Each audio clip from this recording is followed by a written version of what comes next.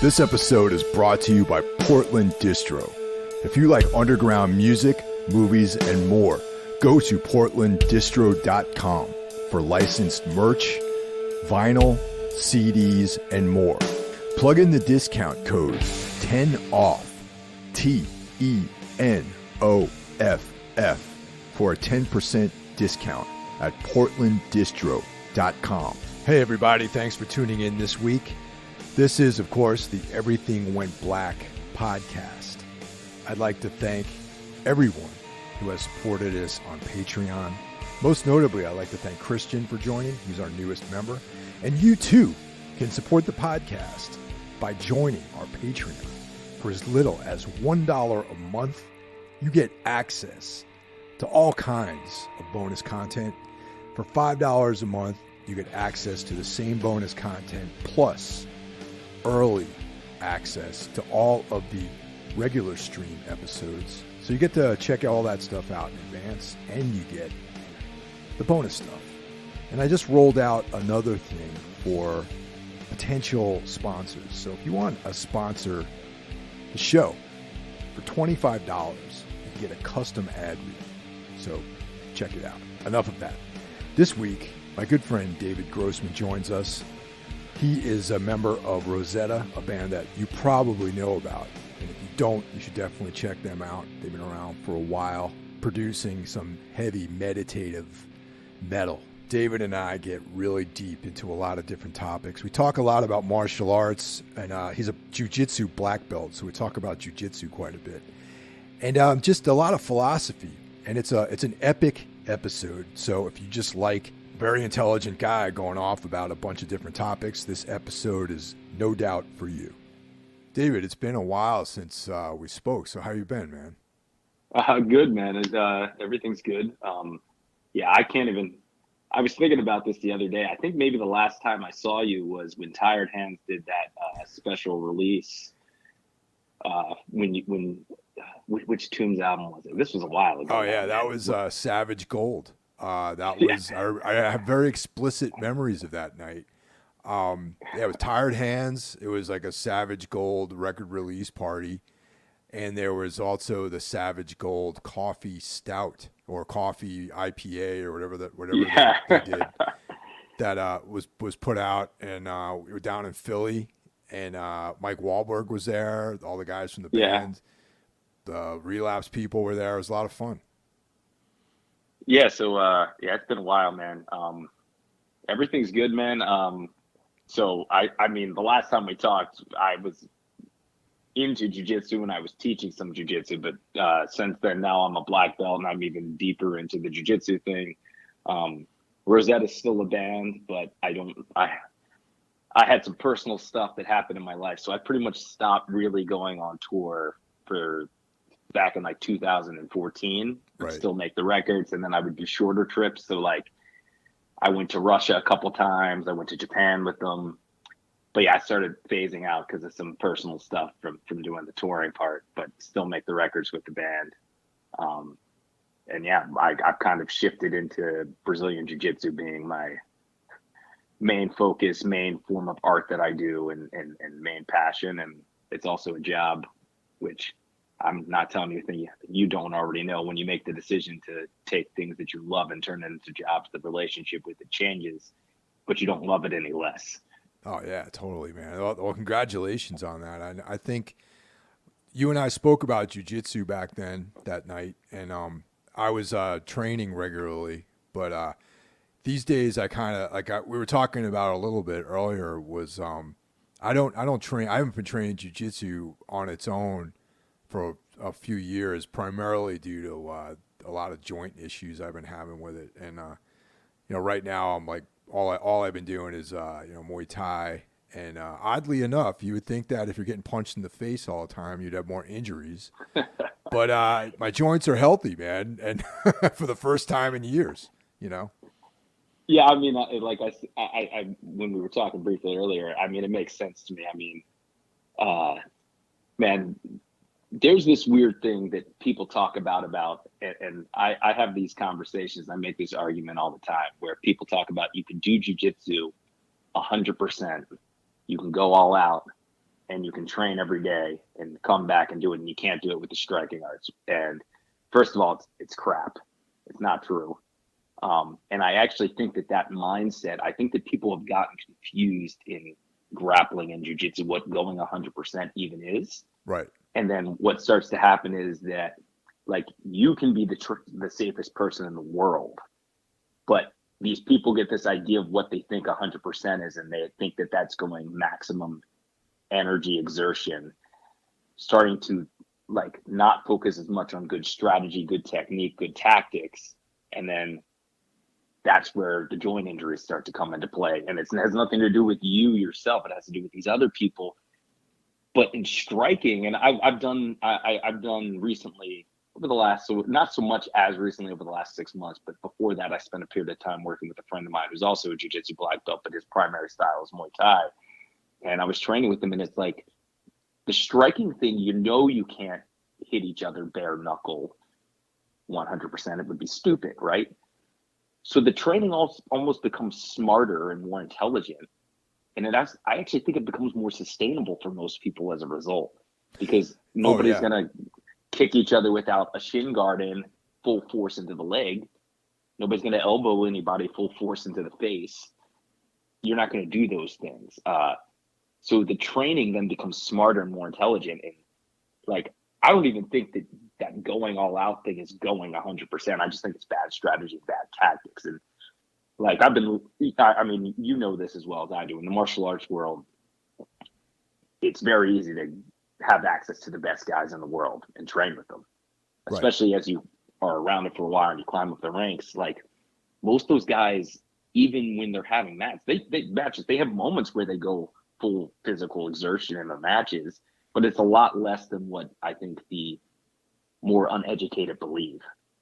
Well, yeah, even going back to my the time where I was training jiu-jitsu, regularly, like multiple times a week, like for a while I was training Muay Thai and jiu-jitsu about 4 to 5 days a week, both. Like, I would do Muay Thai, or I would do jiu-jitsu first, and I would train Muay Thai after that. And on certain days I would only do one, maybe if it was a sparring day or something like that, I would just do sparring, in pads or something. But all the injuries that I ever got were all with dudes who had very little experience. You know what I mean? Of course. Yeah, those are like, I broke my ankle one time, like, torn meniscus, separated ribs, like things, things like that. And it was all from guys who had only really been training for maybe less than a year, Yeah, I mean, I struggle with that. I mean, and obviously people that don't know me don't know, but I'm not a big guy. I'm about 145 pounds. So I'm faced with dilemmas all the time, because I'm the highest ranked person. I'm the lead instructor at the school I teach at. I go out and I cross train lots of places. And obviously, when you're wearing a black belt and you're tiny, the target's on your back constantly. And this actually just happened to me the other day. This is about a week ago. I went to train at a friend's school. It was a phenomenal black belt. His name's Zach Green. For anybody who's in the Philadelphia area, he owns a school called Onyx Combat Sports. Incredible practitioner, incredible instructor. So I'm at his school, and I'm training with one of his blue belts that has at least 80 pounds on me. Damn. And I catch the guy in a guillotine in about 15 seconds. And the guy says something that makes me feel bad. So I'm like, I better ease up. I didn't think I did anything wrong. He stuck his head down low. He gave me the guillotine. I'm going to choke him. And he said a couple things. I was like, oh, maybe I'm going too hard. I'm like, it's not my school. I don't know this guy. And of course it's a mistake, and I know better, but I made the mistake again. And I let this guy pass my guard, and then he slaps on a scarf hold. Super hard, super aggressive. And I'm like, oh God. Now I eased up for a second, and now I've got to turn back into going hard. I'm like, I'm giving up 80 pounds. I got to get out of this, reverse this guy. And I'm going to have to punish him with heavy pressure, do uncomfortable, mean things, because he doesn't have regard for my safety. And I eased up because he tricked me into feeling guilty about it. And it's always the white and blue belt, sadly, for the most part. And it's like, I just don't understand it. I'm like, do you guys not understand you're being dangerous? Like, do you see these other people that are training? They can train with a level of intensity because they're doing intelligent, safe things. Well, yeah, even just speaking about striking too, I do not like going to the open mat sparring nights. Sometimes I used to go to like different places, and there'd be like guys from different gyms. They show up, and a lot of times you really are taking chances, especially with striking. When you go with someone that you don't know, because you don't know what their ability level is, and if they're like, yeah, they're there just looking to hurt people, or what the deal is. And these days I pretty much only spar with guys that I feel comfortable with and I know. And even when I go to other gyms, like, I have to know the guys there that I'm training with, because I just don't trust people to do the right thing. Oh, 100%, Matt. It's actually something that I've been struggling with a lot more recently. So uh, I'm like, when I go to those places, it's to train with the other black belts and brown belts and purple belts that I know I'm friendly with. And that's not always universal. There's white belts and blue belts that can be high level. And I mean, it's a whole different conversation that I could go on a rant for a while about how I don't even understand why we have belts, but I understand the benefit of it is sometimes it tells you this person has a certain level of experience and they put in a certain amount of dedication. So there should be a certain level of, you know, understanding of keeping each other safe that doesn't always happen with lower belts. But yeah, I'm usually going to train with those guys I already know, but every once in a while, I have a hard time saying no to anybody with training. And it's been that way for a long time. And it's, for the most part, it's suited me. I've only had one serious injury. I got like a partially torn labrum in my right shoulder. That's it. Yeah. I've somehow been able to avoid it, but I know I'm playing with fire. And I'm like, I'm really going to train with the good guys. Like, the advantage of sometimes I feel like training with those unskilled people is that it prepares you more for what you might encounter if you get into a fight, the craziness, the more risky behaviors. But there's a certain point where it's diminishing returns, because you're like, I've already gone through this song and dance how many thousands of times and how many thousands of hours. So should I just train with the better guys that I know have a level of intelligence and a level of desire just to train for improvement? And even when you're going as hard as you can and exerting the most amount of energy and strength or flexibility, whatever, it's being done for improvement, not to win anything, because that's what competition's for. And the higher level people usually know that. They're like, if I want to win something, I'm going to go sign up for a competition. I'm not going to win anything in the gym. But the lower belts sometimes don't know that. Yeah, no, totally, man. That's exactly right. And because like every now and then, even in my experience, you would still catch like guys like going really hard and sparring, and and a lot of having some experience, like I would just be like, hey man, why don't you talk to coach and sign up for a fight, and you get into a fight camp, and you could fight somebody, because like everyone else here is just looking to improve, especially like in sparring where like maybe you're just trying to work on one specific thing that you have a weakness in. You know what I mean? Like, for example, maybe you're working defense or something, and you're just trying to put rounds in on your defense, and then you get some guy who's like trying to fucking knock you out. You know what I mean? And like, it's like, all right. I mean, I could counter you, but I'm really just trying to work on moving my head out of the way, and and you're going like 95% on me. It's always counterproductive when you run into that.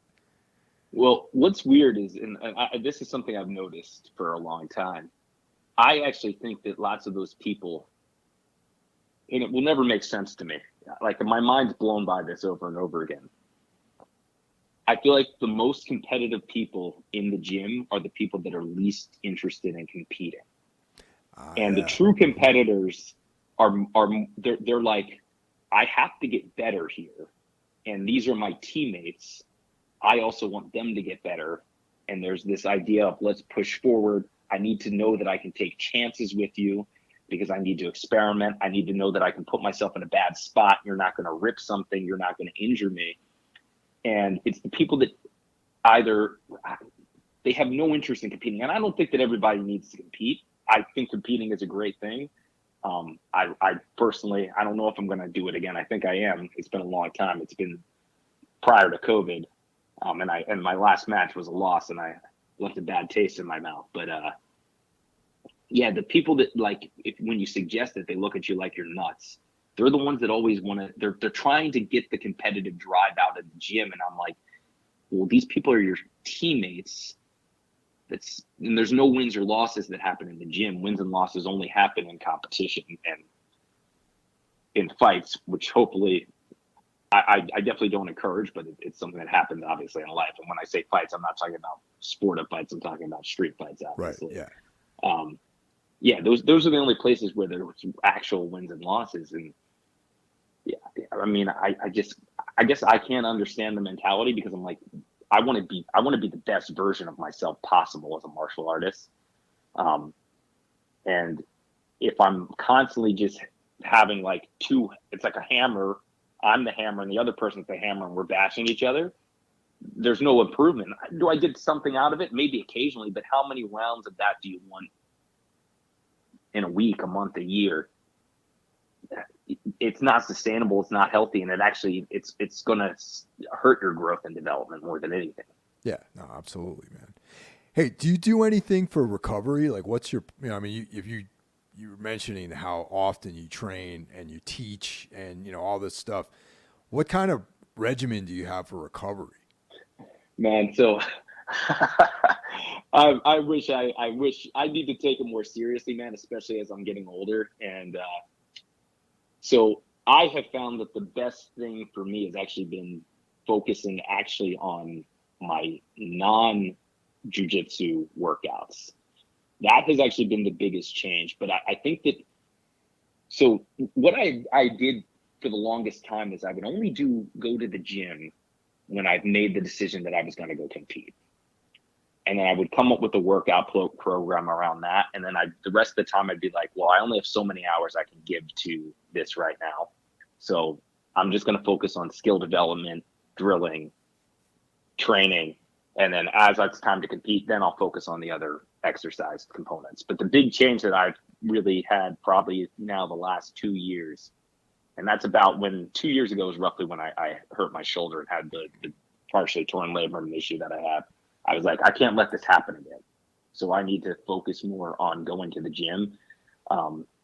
So I do a combination of a few things. So I work, my other job is part-time at a physical therapy office. And the woman I work for, she thinks outside the box. So there is a thing called Gold Medal Bodies, GMB, and she's trained in that. She's very close with one of the guys who started it. His name's Ryan Hurst. He's an American who's based in Japan, judo black belt, Brazilian jiu-jitsu. I think he's a brown belt now. Very nice guy. I've met him and got to train with him. So I do that for some functional movement stuff.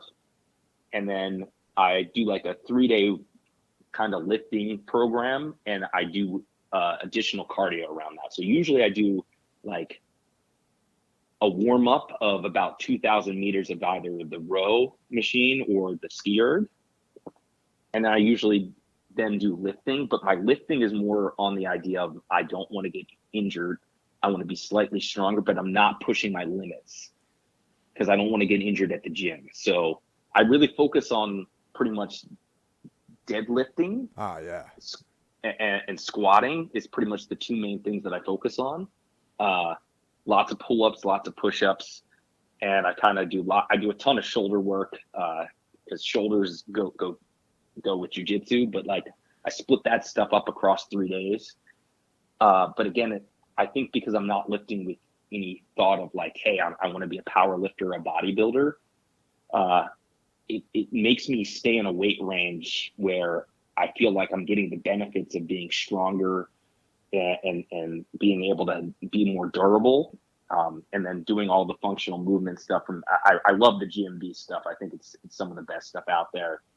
For a little bit, there's that guy Ido Portal. Oh yeah, I know him. No, I don't know him personally, but I know of his work, I should say. Yeah. So there was a period of time where my instructor was doing some private training with him, and he would bring back, and I would do some of the exercises with that. So there's some things that I just kept with that, and a few functional movement stuff that I do from that. But that has actually been the biggest thing, and I've noticed the biggest change is focusing more on that. Like I drink a protein shake. That's it. Yeah, I mean, I cut out alcohol pretty much almost 100% now, probably over the last 6 years. But honestly, when I really started training, I lost interest in that period. So it's really been 11 years of being very limited interest in that. It's usually more like I enjoy having a good beer from time to time. And it's more like when I'm seeing a friend and I'll have one or two and I'll just be like, that's it. And, you know, probably in a given year, I think if I'm going crazy in a year, I have 20 drinks in a year. Yeah, that's not a lot. Some people have that in like one night, really. You know what I mean? Yeah. So like, I feel like that's been the main shift for me. I think not doing the alcohol thing is huge. I don't know about the diet thing. So in the grand scheme of things, I eat relatively healthy, but I don't know what the best diet is. I've got friends that do every single thing. And I'm just talking about people that are involved in more athletic based things. And each person tells me a different thing. I have friends that do intermittent fasting. I have other friends that are in incredible shape that are like, if you're not eating every 2 hours, you're not going to get enough calories. You're never going to get the calories in that you need. Friends that are vegan, that do the plant-based thing 100%. Other friends that are full in on the meat thing. I have friends that do the raw meat thing and across the board. Meat. So yeah, I can't do it. But. Dude, that's some like serious like caveman shit, man. That's fucking. It is, but you know, like it's across the board. Like I know one guy who he had lots of skin stuff that cleared up from doing the raw meat thing. Damn. Okay. You know, like it's like, so okay, so maybe there's something to it. I don't do that.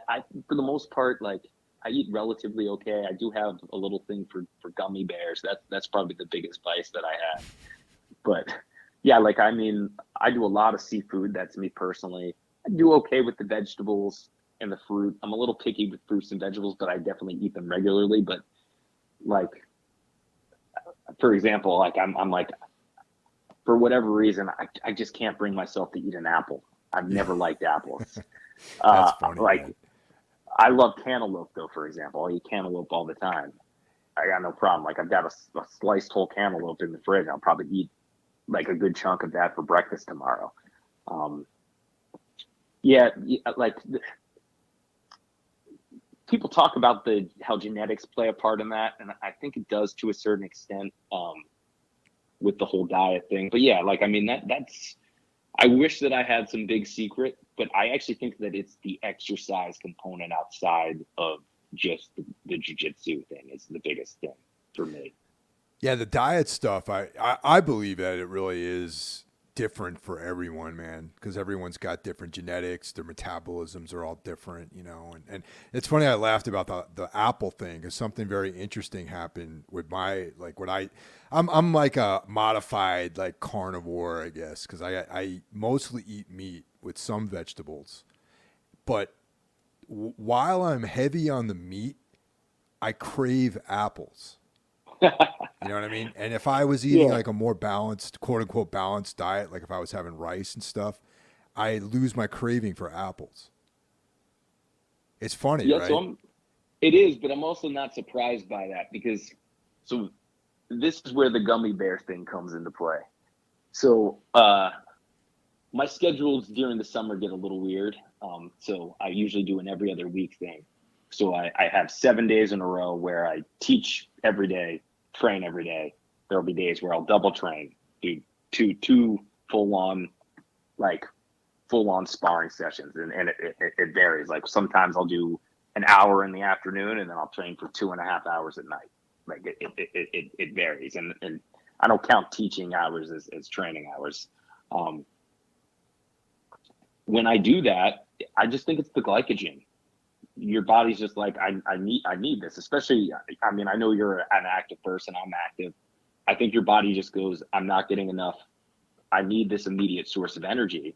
And it's things like apples. Like I find myself, even when it's not the gummy bears, I'm like, I never drink juice, for example. Yeah, I don't either. And then Yeah. when I have a hard week, I'm like, I want an orange juice. Why do I want a glass of orange juice? And I'm like, oh, that's because I've been training hard. My body just wants the glycogen. And I think that's it. I mean, again, what do I know? I'm just the only thing I really know anything about is jujitsu, and I can talk about like some Japanese comic books and a little bit about music. I never like the, and I think we're all guilty of it to a certain extent. It's like you get good at one thing, and you sometimes feel like, well, you're good at one thing, so you have some other things that you feel like you should be good in. I sometimes feel like I get involved in that with the diet stuff. Oh, and yeah. I may be overstepping my boundaries a little bit, but I think it's usually that, because I notice on the weeks where I'm not pushing it as hard, I don't care. And when my schedule's a little more, so like in a couple weeks, my schedule goes back to more what it's like for most of the year, which is about 9 months out of the year, where it's more set on. I do like 4 days a week of training, and then the other week is about 5 or 6 days of training, and it bounces back and forth with that. And it's not as many double sessions in a day, because I feel like I missed out on stuff by having a week off of training. I don't crave that stuff as much, and I just think it's our bodies being like, hey, I need something. You got to give me something to replenish this glycogen. But like, this is the interesting thing with that the carnivore stuff, right? It's like, if you can push through that, then you get all the benefits of those diets. If you crack, then you're sometimes back at ground zero. I'm pretty loose with the diet, so I bounce all over the place, man. Like, there'll be weeks where like it's like fish every day, and then there's other weeks where I'm like, I'm just gonna eat avocados on bread. Bread, oh, my favorite. Yeah. No, the one thing I did notice with the quote unquote carnivore is that a lot of my joint issues went away, because like as I was explaining earlier, I had a lot of lingering like joint problems, and my joints feel healthiest when I'm eating primarily carnivore with some of the fruit, like the apples and berries, and just some leafy vegetables, and then maybe broccoli. That's really pretty much what my diet consists of on a daily basis. And my joints are fine. I can get into a full squat. I don't have any real inflammation issues, and that's primarily why I stick with it. It is a very kind of a bland diet. It's kind of boring, but it makes me feel good, I guess. And that's pretty much what I'm going. And my blood work comes back really good. I go to the doctor every year, and I get a full blood panel, and nothing's out of whack. Like, I'm not, I don't have to be on any kind of weird medications or anything like that. So I guess it's good, for me at least. Well, and yeah, I mean, I know tons of people that share the same exact opinion, and again, it's like, I think it's cool that you mentioned that you're doing the blood panel stuff, because that's a huge thing. I need to do stuff like that more regularly myself, because like, when you actually have real numbers in front of you, then you actually, in real data, you actually are then speaking from an actual informed position. Yeah, totally. So when somebody goes, oh, well, this other thing is better, it's like, okay, well, maybe that's better for you, but I have these numbers that show that this is what's best for me. And I like numbers having like like a technical background. I'm a big fan of numbers and science and all that sort of stuff. Yeah, and I mean, well, it comes down to, and again, I'm guilty of not doing this all the time. Like, that's why it's so important to be tracking your sleep, right? That's where I fail, man. That is my biggest downfall, is getting enough sleep. And I know that I need to get more sleep on a daily basis. Yeah, I mean, I think that's a problem for lots of people, and it's, well, again, like, when highly motivated people, I think that's one of the hardest things, right? Because you're constantly in this state of going and needing to do things. Like, it doesn't matter what time I go to sleep tonight, I'm going to be up by 6 a.m. Yeah, I already know it. Doesn't matter what time I go to sleep, I'm going to be up by 6 a.m. And like I haven't had dinner yet, because right now is usually around the time that I'm usually coming home. Like, I usually get home right about now, 10 p.m. And then it's like, I need usually about 30 minutes to unwind. And then I'm like, dinner. But I still need to shower. Sometimes I shower first. Sometimes I shower after I eat. there's probably somebody who's going to hear that trains jujitsu and is like, this dude's gross. He's not showering right after he's That's done. what I was thinking, actually. but sometimes I don't. I mean, I've been. But again, this is the thing, man. Too, coming back to stuff that is unpredictable, man. I've gotten ringworm one time in 11 years. Never had staph. I just got over a staph infection about 2 months ago. So. Oh man, I'm sorry to hear that, man. That's okay. That's not a fun one, man. I you know, it's something that I've been around and I've seen happen to other people, but like, yeah, like, you know, like, it's different for everybody, obviously, you know, a little bit. But yeah, like, you know, I'm like going back to the things we were just talking about. I tell people that I've been eating dinner I can't, like, most nights I eat dinner at 10:30 or 11 o'clock. And they're like, what? How is that possible? They're like, oh, these people say that that's going to make you overweight. And I'm like, well, obviously they're wrong when it comes to me. I eat dinner at that time all the time. Oh, you're not going to get good sleep. I'm asleep pretty quickly, but again, I'll be up. I'm going to be up at 6 a.m. Like it just is what it is. My body's not. It's programmed to wake up at 6 a.m. So I wake up at 6 a.m. It just is what it is, you know. So I'm like, I know I need more sleep, but it's like when. One of the things I always wanted to ask you about too was, like, you've been teaching for a long time at this point. Yeah. How did you get into that, and like what motivated you to start teaching? So this is actually pretty strange, man. So honestly, man, so prior to starting Rosetta, I was probably one of the most introverted, shy people in the entire world, man. I would pretty much talk to about 3 people. There was 3 people I would talk to consistently. I would talk to my brother, and then I had 2 friends I was really close to, and nobody could crack my shell. Just wasn't possible. Then the band starts to tour, and I'm telling you stuff that you already know. There's a certain point where you're like, if somebody isn't friendly, we're not going to have a place to sleep. Yeah, totally. Yep. So at some point that helped me get out of my shell a little bit, but it would only be in the context of stuff related to the band. So it would be like when we're hanging out with bands that we're friends with, or, hey, I got to, you know, be friendly with this person who seems like they're a good person for us to connect with, as, you know, person to play shows with in the future, touring, maybe they're going to help us out with shows, a place to stay, whatever. So I had tried jiu-jitsu before the guy I'm currently under. Didn't have the best experience. And I was like, you know what, maybe this just isn't for me as much as I want to do it. Stepped away from it for a couple of years, came back. And Rosetta was not going to hit the road for a period of time. I don't remember why. So I was home. I was like, I can do this for 10 months, and then we're going to do a European tour and an Australian tour, and then I'll come back and I'll train, and then we'll start writing a new record. So when I got back from that tour we went to, I'm sure you remember that band City of Ships. Oh yeah, totally. I know those guys. Yeah. So yep. Eric joined Rosetta eventually. As I think I knew that. Yeah. Yeah. So we did. I can't remember who we went to Europe with, but we did Australia with City of Ships. I remember that. We got back from that, and I think in between the European tour and the Australian tour, we were home in Philadelphia for 4 days, and I went and trained 3 out of those 4 days. And then we went to Australia with City of Ships, got back, and I don't know why, because I think at that point I had barely said anything to my instructor / the guy who owns the school that I teach at. He saw something about the fact that I really liked it because I came home and trained those 3 days. And he was like, listen, I have nobody. My school's young. I don't have anybody. You live a little bit of a more unusual life. So how about when you're not on tour, I'll teach you how to teach, and you'll help me out, and you'll kind of get out of working crappy jobs when you're not on tour. And I was like, okay, I'll do it.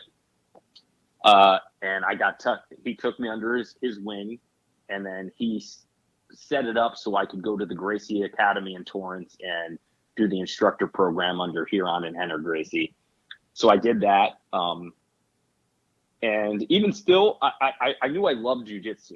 Like, and I love music. I love playing music. I love creating music. But I noticed the difference between my love of jujitsu, my love of music very quickly. And the difference was that practicing my scales and practicing my instrument by myself felt more like a chore. And I knew I needed to do it so I could do what I wanted to do creatively with the other people in my bands. When I do jujitsu, I don't care about doing the most mundane, simple drill 500 times in a day. So I'm sure you know what a technical stand-up is. Obviously, people that don't train don't know what a technical stand-up is, or a stand-up up and base. Yeah. I mean, If somebody, that's even something from wrestling too. I remember back when I was, yeah. I have no problem sitting down on the mat and doing technical stand-ups for 30 minutes straight. I don't care. 45 minutes straight, an hour. I don't care. 2 hours. I don't care. Usually when I wake up in the morning, I grab my phone. I'll like look at some stupid stuff for 15 minutes, and then I pull up jiu-jitsu instructional and I'll start studying it. And then I usually do that for 45 minutes. Then I move on to whatever the next thing I'm doing that day. Sometimes I feel like eating. Sometimes it's just drinking a coffee. Sometimes it's jump in the shower right away. I'm going to do something like that. And then I take a little break, and then it's, okay, am I going to study stuff for a little bit more? Am I going to go to the gym? Am I going to go train? Whatever it is. But it's something like that, which again, I'm doing those things. I'm going to the gym to help my jiu-jitsu, right? And then it's like, okay, next time I have a break, I'm studying an instructional again. And I'm watching sometimes the same instructionals over and over again because I'm like, what if I missed a detail? Like, I don't care about teaching technical stand-ups. I could teach it for 4 hours in the same day, and I'm not going to care. It doesn't feel like a chore. I love every aspect of it.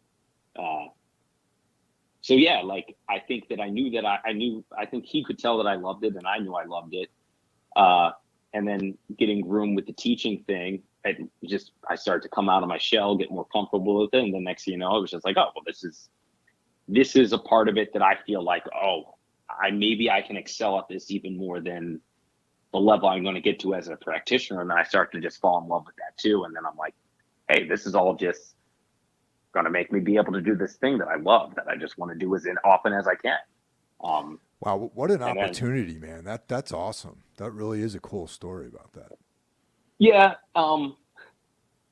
it is, and I appreciate it. The weird thing though, man, is it's one of those things where, like, I'm glad that I had the opportunity, but it's a different world in jiu-jitsu now. And I think that I feel this even about myself, I kind of sometimes wish that maybe I had spent more time a little bit training just to train before I became an instructor. But, you know, it's hard to know, because am I the quality of instructor that I am because I got groomed to teach so young? But I think I'd be a better practitioner if I just focused on only training for a little bit first, for a longer period of time. And I see it sometimes, and I have these conversations with people a lot when they're like blue belts, and I'm like, man, you don't actually know if you love this yet. And my advice is focus more on yourself first, get a little bit better, and then do it. It's like, man, Jesse from Ken Mode said this to me years ago, who's another guy who trains mostly Muay Thai. Yeah.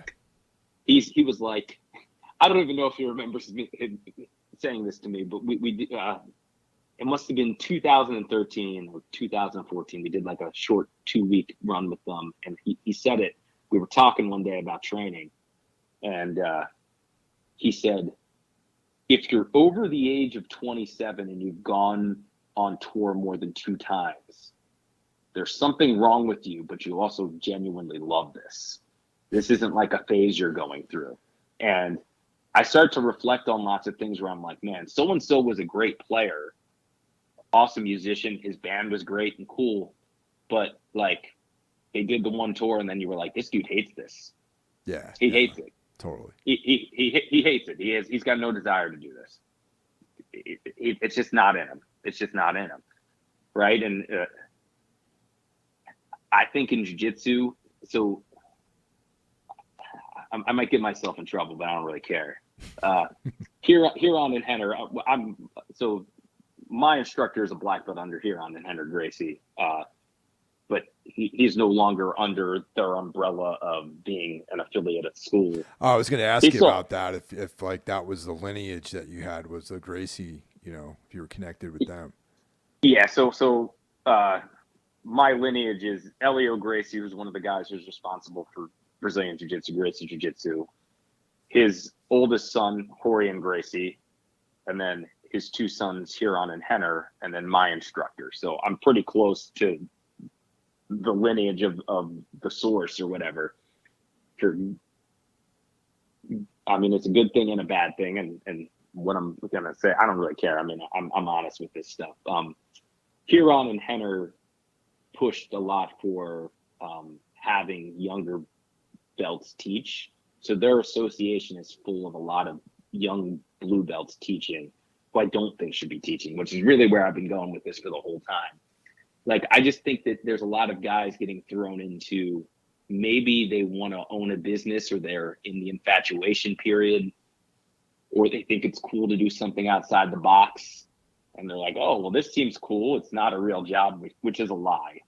It's a real job. And in fact, it's probably more work than what most people would call a real job. And I'm throwing up air quotes because there's no such thing as a real job. Every job's a real job. It's all baloney nonsense that people in the United States made to so they can get into the rat race of going to their 9-to-5 job and hating their life and watching TV and sitting on the couch eating ice cream every night. But like, there's a lot of guys that I think they're in that infatuation period, and then they own a school and they start teaching, and they're not good themselves. The only reason why I think it worked is because I was under a black belt, and I had a black belt there guiding me. And that's the only reason why it worked. And I was very much being told, you teach kids classes that are beginners kids classes, and you teach adult beginners classes, and that's it.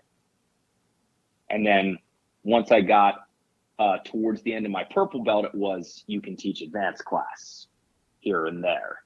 Then I got my brown belt, and then it was, okay, now I'm going to start to transition out. You're going to start to become the lead instructor of this school.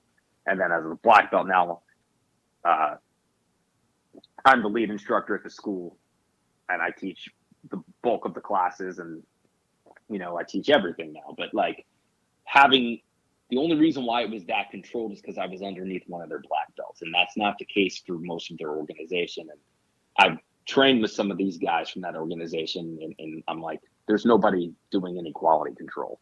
It's not all of them. There's some of them are great and incredible, and that's true of any association, especially in martial arts. But there's some of them where I'm like, man, this is just like a fad for you. Joe Rogan probably told you jiu-jitsu's cool, and that's why you're doing it. Like, I remember when I went to the instructor certification thing, one thing that caught me off guard was I was like, some of these people are actually asking Huron and Henner for autographs. Oh, wow. And I'm like, and I'm sure that happens to those guys semi-regularly, because in the martial arts world, they're what would constitute as a celebrity. But I'm like, thinking in my head when I was there, and this is when I was really young to jiu-jitsu, I was like, you just changed your relationship and your dynamic with them. I'm like, you probably don't realize it, but now you can no longer be viewed as a peer. At least that's my opinion. No, I agree with that to a certain extent, for sure. Yeah, that makes sense to me. Like, you've changed the dynamic, right? It's the same thing. Like, I mean, you've obviously been around music longer than I have, right? It's like, if we're playing a festival and you're with this band, like I'll use Rosetta for example. We played with Neurosis in Italy one time, and it was like us, Neurosis, City of Ships, and a band on Nerat it's that Italian band. Their name's not coming with me. It starts with a U, but I can't remember. Oh, Uzeta. No, I don't think it was them. Okay. But you might be right. It was a while ago, man. It was probably like 2009. And right, Neurosis is obviously an important band to lots of people, and I think it gets overstated that Rosetta sounds like Neurosis, but Rosetta doesn't exist without Neurosis.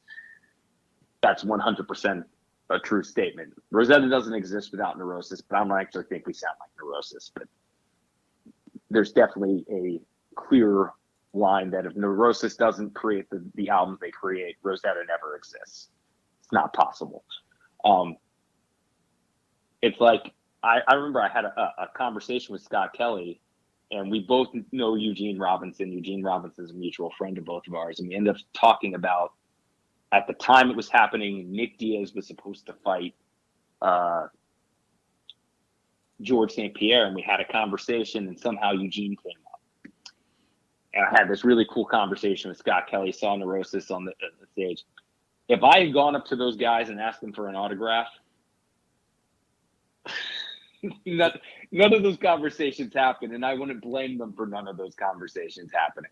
No, you're absolutely right, man. And I oftentimes have resisted the temptation to ask for autographs from a lot of people, man. It's like, yeah, like Tom G. Warrior, Scott Kelly, Stephen Von Till, like all those guys, man. I'm a fan, you know what I mean? But also I've also been in situations where it's like, you know, I don't want to come off and make someone uncomfortable, and that definitely changes the dynamic. You're 100% correct about that.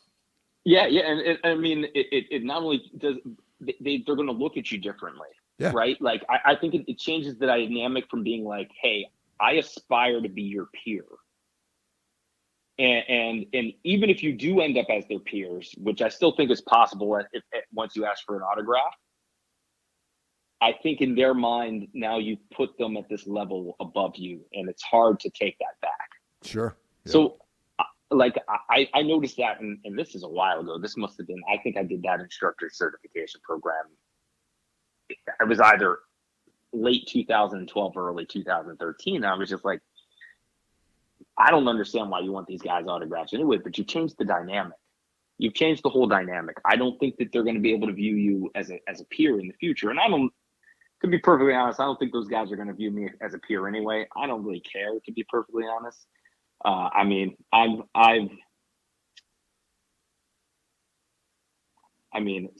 sometimes it's better not to meet some of the people that are the top dogs. I think that they're both really awesome guys. I think their jiu-jitsu is incredible, but I think that sometimes that they want to hold on to this idea that they have the real jiu-jitsu and the other people don't.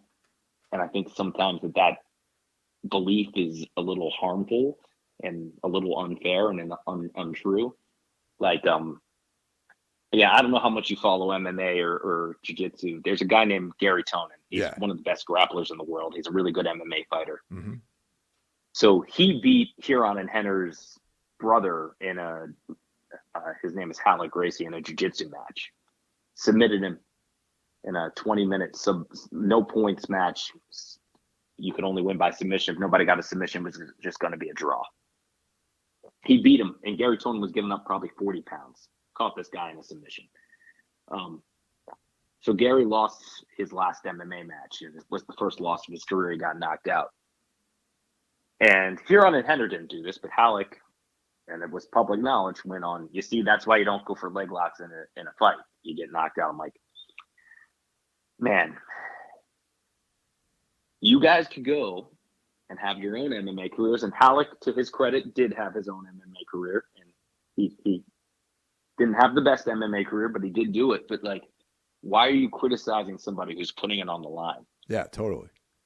And you had your chance with a jiu-jitsu match with you. He beat you.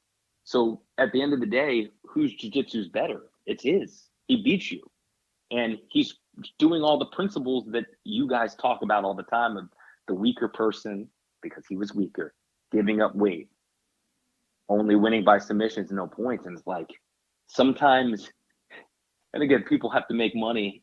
You start to almost believe your own hype. And I feel like that's kind of, to a certain extent, what's started to happen with those guys.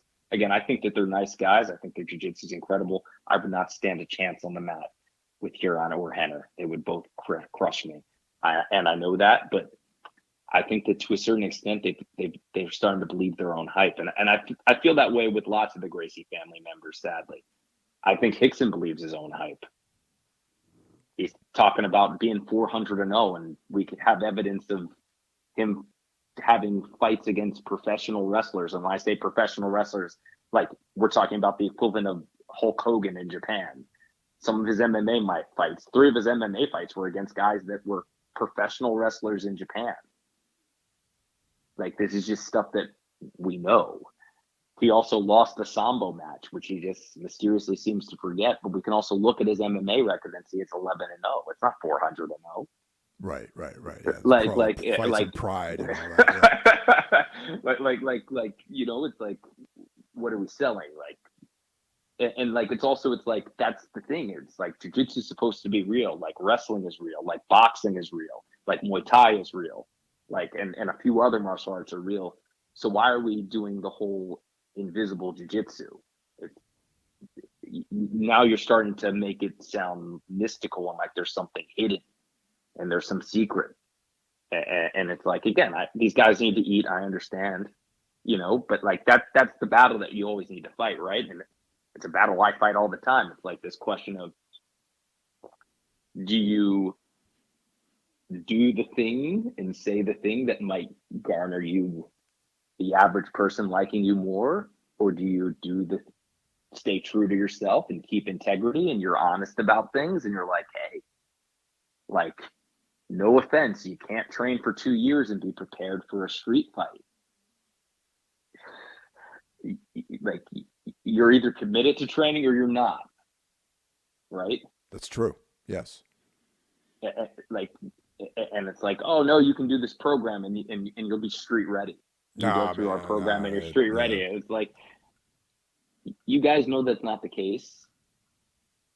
Like, but you got to make money, right? But when is it enough money? And again, everybody has to make their own decisions. You know, like it comes back to music, right? And it's like I think like when I first started jiu-jitsu, so I started really training in 2011. It's pretty much almost to the day my 11-year anniversary. August 27th is my 11-year anniversary to the day. Okay. Yeah. Coming right up. Yeah. So it was popular, but not to the extent that it is right now. Like, it's way more popular. I felt like it wasn't as tainted as I felt like music was.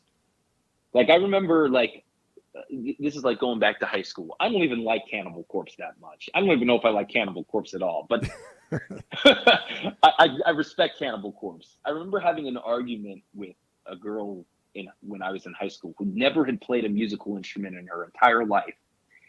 And she was trying to tell me that the Red Hot Chili Peppers were better players than Cannibal Corpse. And I was like, well, I'm biased. I don't like the Red Hot Chili Peppers.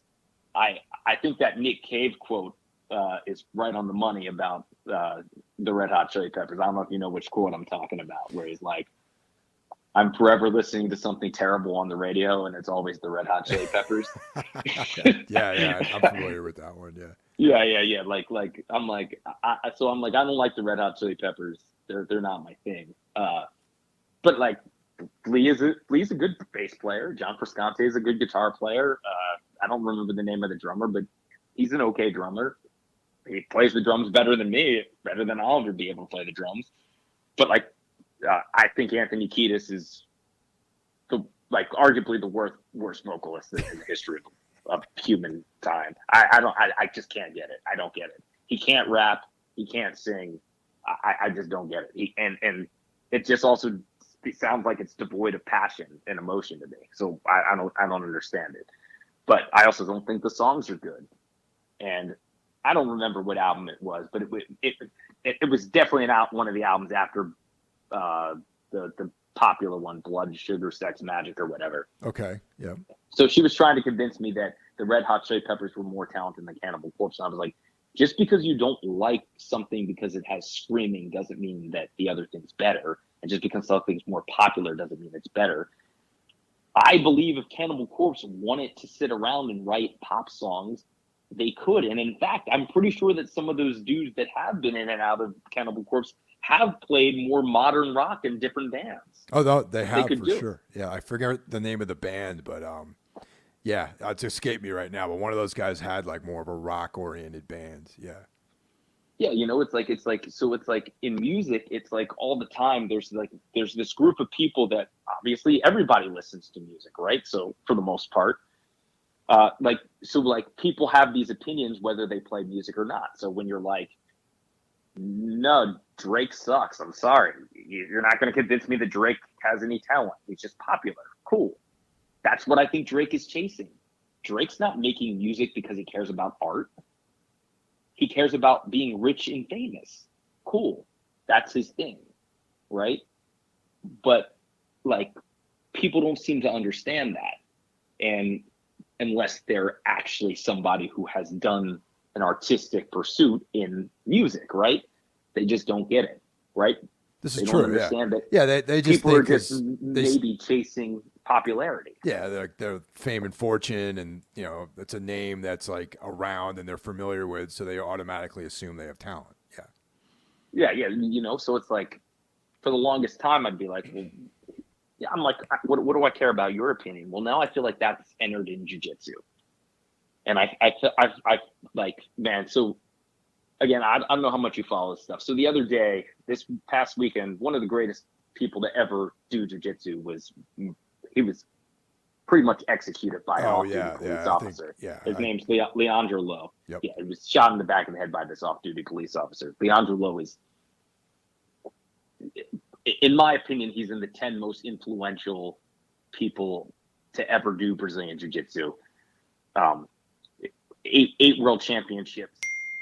Most of the modern jiu-jitsu passing that happens right now is based off things he did. There's a lot of things, guard work, that he kind of pioneered that's a major part of the modern game, and it's things that almost everybody does. Incredible athlete. So one of his best friends is a man named Felipe Pena. He had a match against, so Felipe Pena is also one of the best guys in the world, and has been for the last decade. He had a match against a guy named Gordon Ryan, who's also one of the best guys in the world. And I'm reading comment after comment.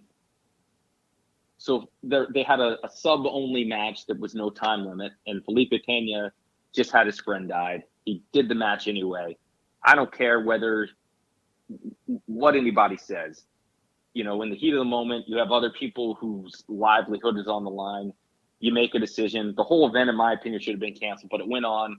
He did the match in about 45 minutes, and he tapped to nothing. 45 minutes. He tapped to nothing. Yeah, cool. I lose no respect for him. He's still one of the best guys in the world. Doesn't matter. Who knows, man? People grieve in different ways.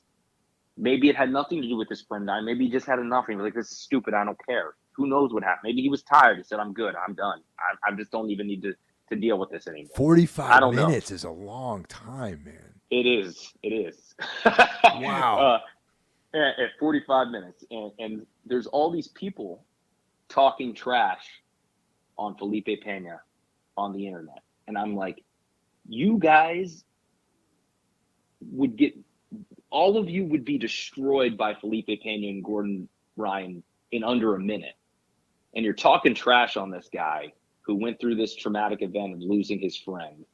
His friend called him the night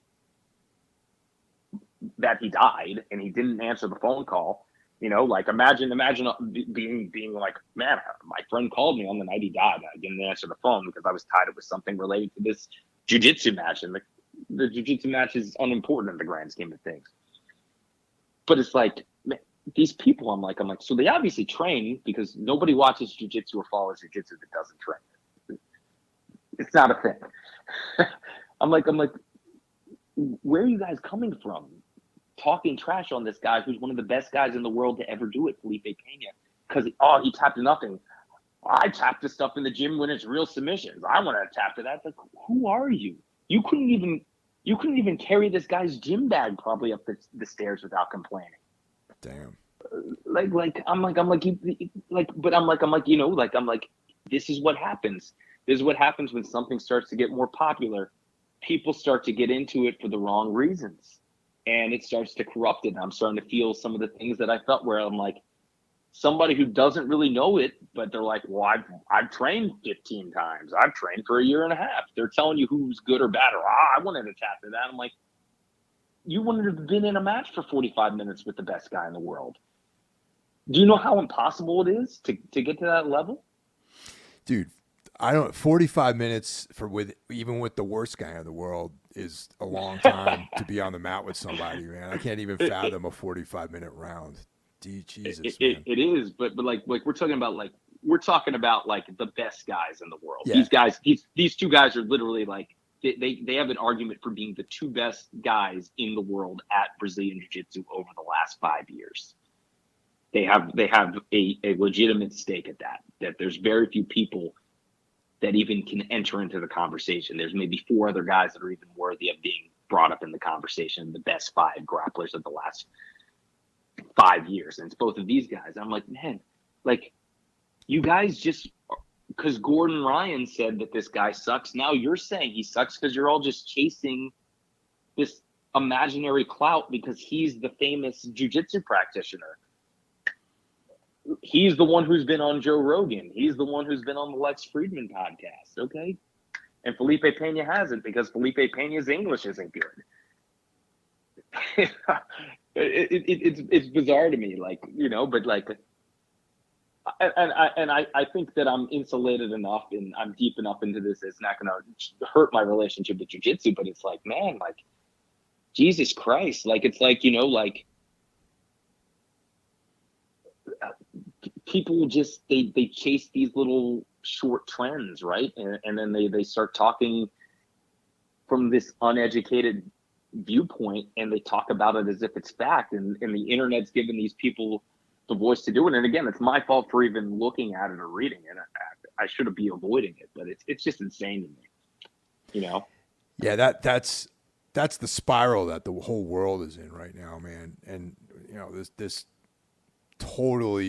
pestilence of social media and opinions and the remote nature of interacting on social media has given people like this very warped sense of reality and what's the actual proper way to conduct yourself. You know, I mean, that's rampant throughout the entire world right now, it seems.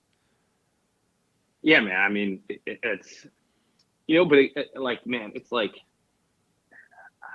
let me think of somebody. Like, dude, I hate the Red Hot Chili Peppers. Like I said, I'm not going to say Flea's a bad bass player. It doesn't matter that I think the Red Hot Chili Peppers songs suck. The dude can run circles on me on the bass every day for the rest of his life. He's forgotten more probably weird bass techniques than I'll ever even learn.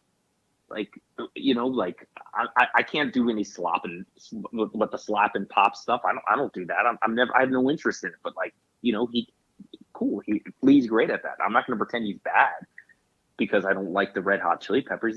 He's a great bass player, you know. But like, who, you know, it just comes back from this uneducated. It's like, oh, I've been playing bass for a year, so now I have the right to say that Flea sucks at bass.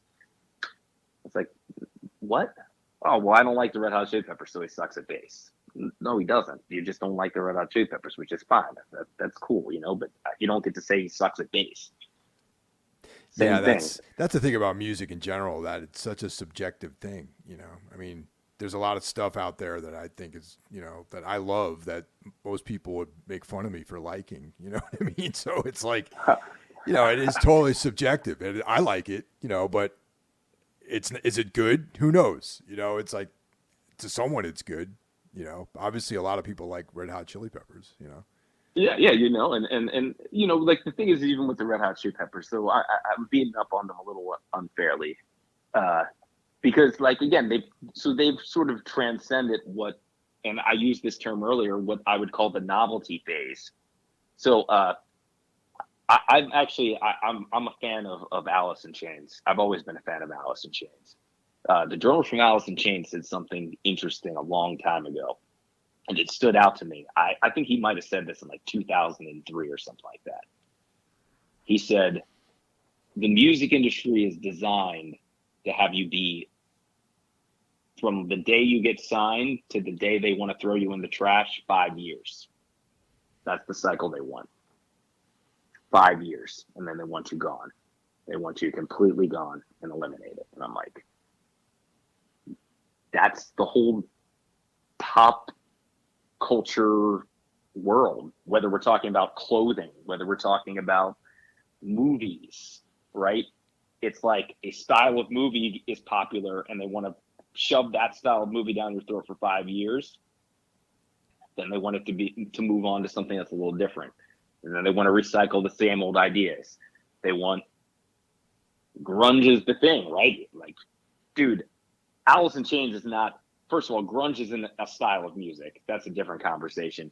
But Alice in Chains, Soundgarden, Pearl Jam, Nirvana, the bands that were listed as the big four grunge bands, none of them sound alike.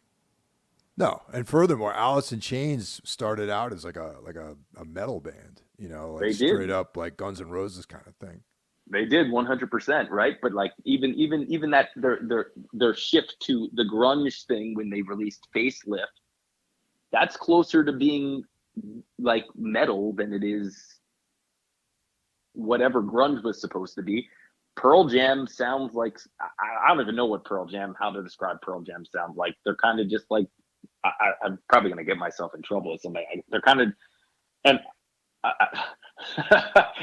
I'm going to say it anyway, but like they're kind of just bro rock. I mean, like, oh yeah, dude. I've never ever been a fan of Pearl Jams. You know what I mean? Yeah, it just never resonated with me. You know? Yeah, Nirvana was kind of like a punk rockish Beatles to a certain extent, right? None of these bands sound the same, and the bands that probably are more responsible for whatever the grunge sound was supposed to be are bands like the Melvins. Yeah, I mean, not for nothing. That whole grunge thing was something that was just kind of made up by like journalists. You know what I mean? Yeah, of course. Like all those bands were probably just like, yeah, we're playing punk rock music, except for Alice in Chains. Like they were like, yeah, we're like, you know, Guns N' Roses and like L.A. Guns and stuff. That's kind of I also don't think Pearl Jam thought they were playing punk rock, but those guys are manufactured, man. Like that was the remnants of Mother Love Bone, and you know they got that dude from San Diego to be the singer. You know, it's like Eddie Vedder, it was put together because there was an existing record deal for Mother Love Bone. You know. But I think that point is huge. It's like these 5-year trends. Yeah. And I started to notice in jiu-jitsu.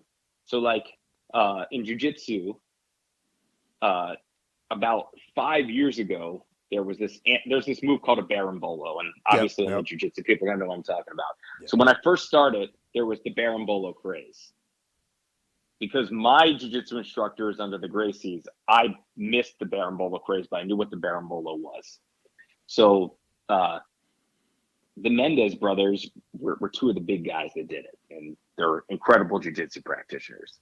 And then there became about 5 years after that, now about 5 years ago from right now, there was the bolo doesn't work. It doesn't work. And then it started to phase out, except for a select few people. Well, now the berimbolo is back again. Why is it back again? Because now the black belts that are competing right now are guys that started training with Hoffa and Guy Mendez back in like 2009, 2010.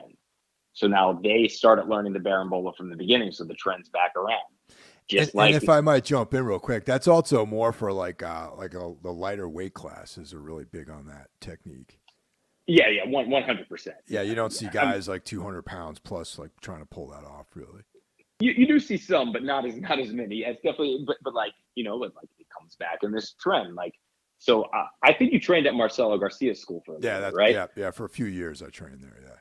Yeah. So Marcelo Garcia's stuff is back now, and it's like, so I think Gordon Ryan again, his stuff is incredible. His coach John Donaher is incredible. I study their stuff all the time. There's no doubt in my mind. I think Gordon Ryan is the best Brazilian Jiu-Jitsu athlete in the world right now and has been for the last few years. I see things all the time that I'm like, that's stuff that Marcelo Garcia was doing back in 2008, 2009, 2010. It disappeared for a period of time, and then it comes back. It's like these trends.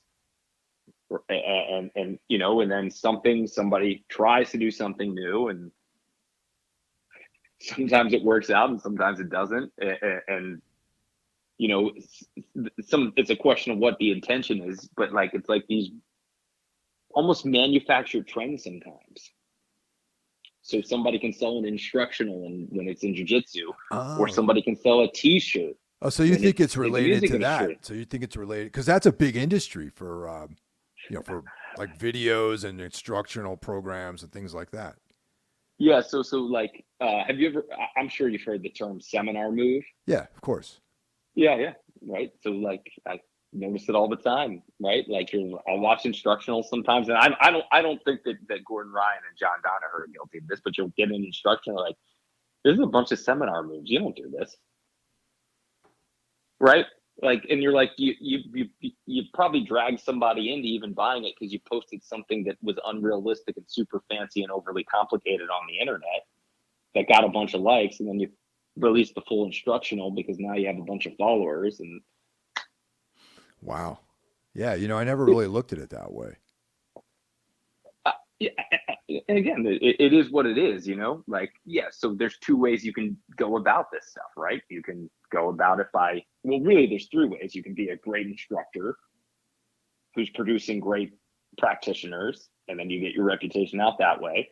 You can be a great athlete who's a great competitor, you get your name out that way. Or you try to figure out ways to sell flash, right? And sell quick eye appeal, right? Like, you post some overly complicated thing on the internet that somebody thinks looks cool because it does look cool, but it has no practical value. Oh yeah, definitely, man. It's like yeah, it's almost like those guys that are, you know, like the tornado kicks and all this other stuff too, which really is like, it looks really cool when you're throwing these kicks on a bag, you know, at LA Fitness or something like that. You know what I mean? Yeah. But if you're trying Yeah, to you know. pull that off in a fight or like in a sparring match with somebody, it's pointless. You know, it's pretty much like an ineffective move. Yeah. Yeah, you know, and it's like, but like, you know, again, it's a hard conversation to have because you end up in these situations where you're like, well, people need to eat, people need to make money. So, okay, maybe they made that decision. That's fine, you know, like other people, they want to do things where they're like, I don't want to sacrifice my integrity. I'm not going to show crap to show crap. Like, there's a great Brazilian jiu-jitsu instructor named Robert Drysdale, and he was also a phenomenal athlete himself. Robert Drysdale talks about this in relation to jiu-jitsu all the time. He's like, there's too many moves. Why are there so many moves? He's like, if I go do a boxing class, I'm going to work on 20 moves and that's going to be it. And I'm always going to work on 20 moves and nobody gets bored. But in Brazilian jiu-jitsu, you don't show a new move every day, you suck. You're a terrible instructor. You don't have any knowledge. And most boxers only throw like one or like there are boxers who win just on their jab. You know what I mean? Yeah. It's like the first punch you learned is the jab, and there are guys out there who win a fight just throwing a good jab. You know? Yeah, nobody complains. And I was like, man, you know, it made me reevaluate some things with teaching. I'm like, man, there's been multiple times where I'm like, hey, if I don't show something new, maybe my students are going to think that I'm not a good instructor, because that's what I've heard coming up for as long as I've done jiu-jitsu in the community. It's like, oh, it should be a new move every day. Move of the day, move of the day, move of the day. New move every day. And it's like, well, how is anybody going to get good if you're jumping around new moves all the time? And this is where music comes into play, right? And I think this is part of the reason why so many people who do music find the martial arts and enjoy the martial arts. Because like when you're in a band, how many times do you play the same song over and over again? Oh, countless times, man. Yeah, nobody in a band complains when you're at practice and you're playing the song that you played 10,000 times another time. Nobody complains. We all just do it. And the other thing is that, like, as a musician, you're so used to rejection that you don't care when something goes bad. And like, but like, so we've had this conversation in Rosetta a lot. It's like when you're in a band how many times have you presented an idea to one of your band members and they're just like, dude, that sucks? Oh yeah, dude. Or even yourself, like filtering your own ideas. You know what I mean? It's Yeah. like, before, yeah, I've thrown away. I can't even remember before I even brought it to practice. And then there's the ones that the guys in the band don't like. It's like, Yeah, but yeah, and I'm glad that you just said that thing, man, because it's such an incredible point, right? Like, we all do this, right? Where like you come up with this idea and you even demo it, and you're like, man, this idea is great. This is an awesome thing. And then you go back and you listen to it a week later, and you're like, what is this crap? yeah, it's totally unlistenable. Yeah. Yeah, and I think that's part of the reason why there's such an appeal, because that's what doing martial arts is, and that's what it is, and that's part of the reason why there's also such a high attrition rate with martial arts and in music, because people can't deal with rejection, they can't deal with having a bad practice, they can't deal with playing a bad show, they can't deal with losing a match. Man, there is a viral video of me getting flying armbarred that makes the rounds once, probably about every 6 months. Yeah. Okay, It's there. It's out there. like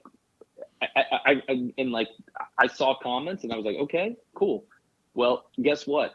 I'm the one who took this match that obviously was filmed, and it was a big enough of a deal that it ended up all over the internet.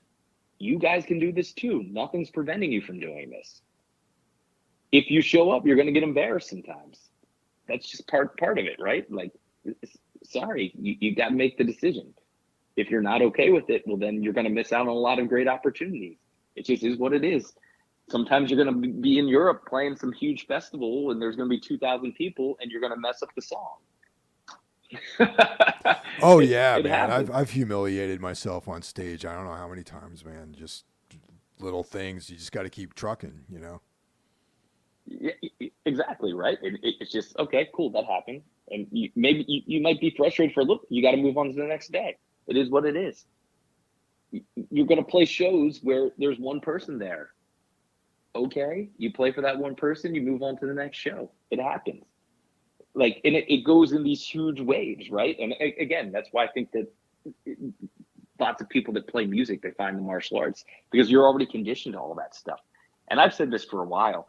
I actually think that being in a band might be the most competitive thing in the entire world. I don't think that there's anything that comes close to being in a band and playing music, because you're literally having songs compete for each other, against each other, to determine which one are the songs that qualify to be good enough for other people to hear.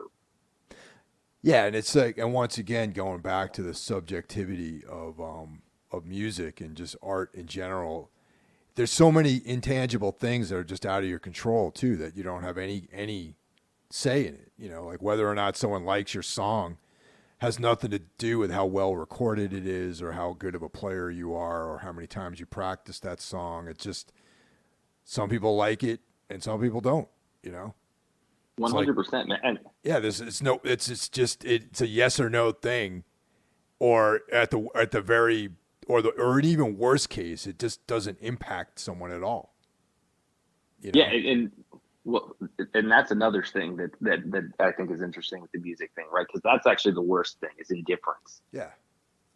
Yeah, I'd rather have somebody hate it and tell me I suck and I'm terrible than somebody be like, whatever. Exactly. Right. Yeah, I hate that. I hate that feeling. Yeah.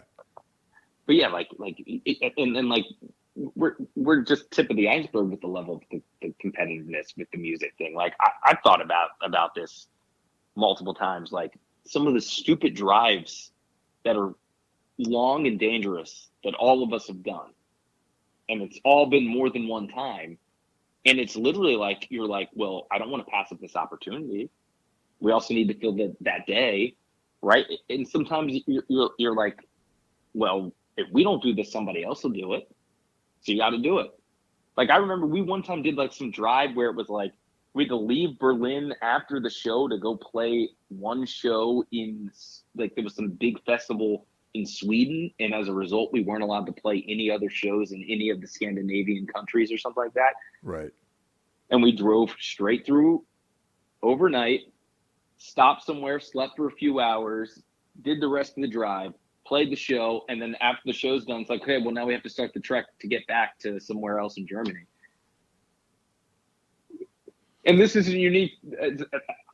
You know as well as I know, this isn't some unique thing that only we did. This stuff happens, right? Yeah, it happens to like everyone. Yeah, that's exactly how it is. And, you know, and that's just like the part of it where it's like sometimes you do these drives, you almost kill yourself getting there, and there's like 5 people at the show. You know what I mean? And you're like, fuck, man. Like I almost I laid my life on the line to fucking get here, and there's like 3 people here, you know, and then 1 left while you're playing your set. Yeah, but you know that's the reality. It's like, again, it's. I don't even think people think of it lots of times and like that way. But I think of it. It's this highly competitive act that we're all doing. And again, it's a healthier level of competition because like I've thought about this stuff so many times and I've had these conversations before. It's like, man, like there's 2 slots opening for this tour, and a couple people won it, right? Okay, well, when your friends get the tour slot and you didn't, you congratulate them. You're not like, oh man, like, oh, they got the cool tour and we didn't. You're like, okay, cool, they got it, awesome. Like, it's not like some sort of like, and again, that's not always the case. There's people that suck and everything, right? Well, that's a whole other thing where there definitely are bands that offend me with how bad they are. that are fucking successful, and like I don't understand it. But then again, that's just like some ego shit too, you know. And I just like have to like deal with it, you know. It's just okay. Well, you know, there's something about them that people like, you know. Yeah, but and I guess this comes back to some of the things that I've been saying the whole time, though, right? Like. And I don't know what the answer would be if we were to ask some of these people, but would some of those people take their quick rise to being more popular with a huge rise to popularity but then a quick burnout and they disappear, or somebody like you who's been able to sustain putting out music now for what, 22 years? Well, but all the different bands longer I've than been that? in, definitely, probably longer than that. Probably my whole life, really. I mean, I've been playing in bands since I was like, you know, 19, basically. So, yeah, it's a long time, man. But and you know, it's going to get put out on a label. Yeah, pretty much. People are going to listen to it. People are going to like it, right? Like, or you could be in, I don't know, man. Like, I'm trying to think of like one of the bands that was popular when I was like in like maybe high school or like Yellow Card. I don't know if Yellow Card's still a band. I don't even know who they are, man. They were some pop punk band. Like they were like some popular pop punk band that had like 1 hit song, right? Yeah. And it's like, you know, like maybe they are still a band. So maybe I'm using a bad example. I don't have any idea, but like, it's like, okay, they have this short burst, but I'm probably sure there's a couple guys that like, man, maybe I should have just kept my integrity. And maybe Yellow Card likes being Yellow Card. So this could again be a bad example, but like, if I had done what I wanted to do, made the songs I wanted to make, and not been like, hey, if I write this pop song that'll get me on the radio, that these guys in these suits tell me, oh, this is our opportunity and we're going to push you down everybody's throat. Maybe you're still making the songs you want to make 20 years later. And there's an audience for it still. And it's not like somebody who then just wants to come back to it for nostalgia when they play it for their kids 16 years later. And then you just become like, the only reason why you're able to play music ever again is because it's some nostalgia thing for people living out their fantasies when they're like, oh, this is this thing that I liked when I was 16 and I want to feel like I'm 16 again. You know? Yeah. Well, probably like the biggest influence when it comes to that kind of thing, who I look up to the most are the Swans and like Michael Gira, you know, just like he's been at it for so long, and the Swans have had their ups and downs, and within his career he's done other things like, you know, Angels of Light, and he had a solo record and things like that. And like no one goes to see the Swans because they want to see hits, you know. They don't even you're not going to see the Swans play because you want to see something off of like, you know, Children of God or something like that, or, you know, or Cop. You're going because you want to experience what this guy does with his band, you know. And that's always been like the biggest thing in my life is like, I would rather do something like that where, there is no nostalgic element to it. It's just someone who has this long career who just keeps doing interesting music at every step of his career, and people appreciate it. And frankly, the Swans are probably bigger than they've ever been, like right now, like in the quote unquote twilight of this dude's career, you know? Yeah. So when I think it was 2015, Rosetta recorded an album up in Providence. Me, Matt, and Eric all went to go see them play at, I can't remember the name of the venue, but it was like a sold out show at some nice theater. Yeah. In Providence. And I'm like, whoa. Right. But like, in my opinion, I think you are successful in having that sustainability, man, and having an audience and having people that care about what you do. That's my opinion of you, you know? Oh, thanks. Yeah, I appreciate that. But you know, that comes from, again, doing things with integrity, man. Like I was actually thinking about this the other day. So I think you put out this record. I could be wrong, but you put out this record by this band called The Heuristic. Yep, I did. That was part of Black Box. Yep. Yeah. I love that record. All the members of Rosetta love that record. And we played some shows with them. I don't even remember what year, but I remember we played with them in Tampa and maybe Gainesville and somewhere else. We were both on tour. I mean, they obviously haven't been a band for a long time, but it's like, you're the dude who put that cool record out all that long ago, and you're still doing cool stuff. Lots of people don't get to say that. And it's like, people fall by the wayside left and right, you know? And again, it's a question that I ask over and over again. If you're chasing this, hey, I want to do this thing because I want attention, I want to be famous quickly, and I want popularity, do people sometimes have long sustained careers? Yeah, it happens from time to time. There's people like Beyonce and stuff like that. Again, I don't like Beyonce, but she's obviously transcended multiple trends. But there are a lot less than the people that stick with and do things with integrity. And those people maybe never get the big shine that they deserve, whatever that is, you know, but like, it's more sustainable and it lasts longer. And there's something to be said about that. And there's something that's incredible about that. And in the grand scheme of things, they're usually the ones that are actually the influential artists.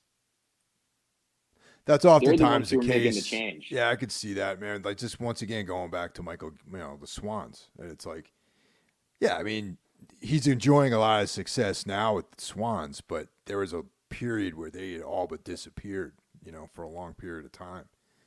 You know, and he was doing Angels of Light, and that was like great, but did not have the commercial success that he was probably hoping for, you know, but those records still exist, and they still are influential on people, you know. And a lot of these other hit machines that have longevity have become like the fat Elvis version of themselves, though, in the later parts of their career. You know, they're like the Vegas, they're like the Las Vegas residency version of the band, you know, where it's like they have to play the song that's like 25 years old. You know, they can't play new material because everyone's there to see the hit from 1985, you know.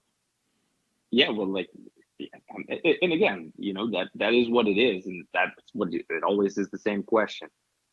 Do you want to chase this idea of like chasing success, which there's no guarantee of success, or you just do things with integrity and do what you want to do? And then it might get to a certain level where, again, it's sustainable, right? And it sustains for longer.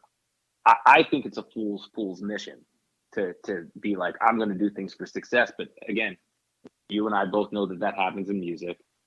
I think it's starting to happen in jiu-jitsu, but I don't really understand why it's happening in jiu-jitsu, because up until a few years ago, nobody was making money off jiu-jitsu unless they transitioned to doing MMA or they owned a school. Right. Yeah, exactly. I mean, that was like the big move, really, you know, and even in MMA, it's really hard to make money, you know, like it's hard to be successful with that, you know. But now there's Gordon Ryan is legitimately making money, and he's an exception. He's the one, but it's leading to these new people that are coming into the art that are kids. They're kids. They're probably like 16, 17, 18, 19, 20, right? Thinking, oh, I can do the same thing that he is. And also younger people have really embraced this kind of disposable nature of like our culture. You know what I mean? Like there is this immediate satisfaction vibe that younger people seem to be enamored with. And that probably translates into this jiu-jitsu experience that you're describing, you know? Yeah, Like, I think become famous, like, you know, internet, you know, TikTok, you know, my 3-second video is going to go viral, like that kind of thing, you know? Yeah, 100%. And again, so Gordon Ryan's, you know, he's an exception, but like, he's also set himself up where he is he's a pretty good instructor, and he's set up with a guy who is also a great instructor, and John Danaher has been around for forever. Yeah, I mean, yeah, definitely. You know, so but yeah, like it's like Gordon Ryan does it, and they're all trying to do it too, but they're not being successful at it, and they're having this. A couple of them start to look like, oh, maybe they're going to do something, but then they can't, because at the end of the day, despite whatever is the real Gordon Ryan or not, Gordon Ryan loves jiu-jitsu. That dude trains as many hours as any person on the planet Earth per day, per week, per year. That dude is legitimately doing something jiu-jitsu related 8 to 10 hours a day, 7 days a week. Yeah, definitely. I mean, he's like the real deal, like for sure. You know what I mean? Gordon Ryan. I mean, yeah, he tore his LCL or PCL and got on an airplane and taught in a wheelchair in Louisiana like 4 days later. He's legit, but again, the people that he's inspiring maybe aren't, and they're, you know, again, we've seen this in music, and again, that's why, again, people have to make their own decisions. But it's like, if you do things with integrity and you stay true to yourself and you do the things you like, you might like the result more, and it might even be a longer, more sustainable career instead of chasing this flash in the pan success. Yeah, I can agree with that for sure. You know, and yeah, I never realized, like, I don't follow jiu-jitsu as much as, I mean, I follow MMA pretty closely, and like I haven't really followed a lot of the pro jiu-jitsu stuff. Like, you know, I watched like Polaris when that was, you know, they would have Polaris matches. Like there was some stuff on was it Flow Grappling? There was like some pro events, and back when what's the Halleck Gracie had something. Metamoris.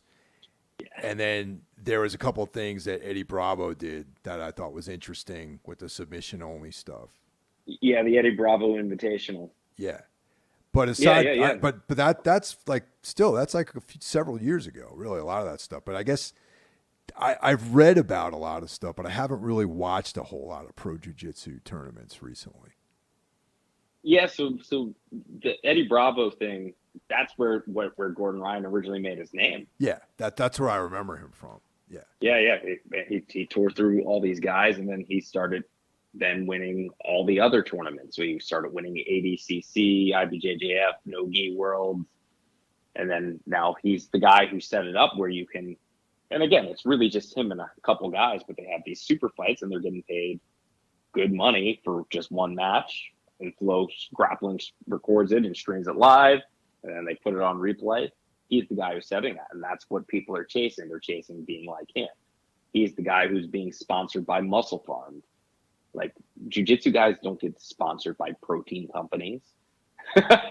Yeah. Supplement companies. That's Gordon Ryan. Gordon Ryan got sponsored for this upcoming ADCC in 5 weeks. He's sponsored by like Bitcoin and Joe Rogan.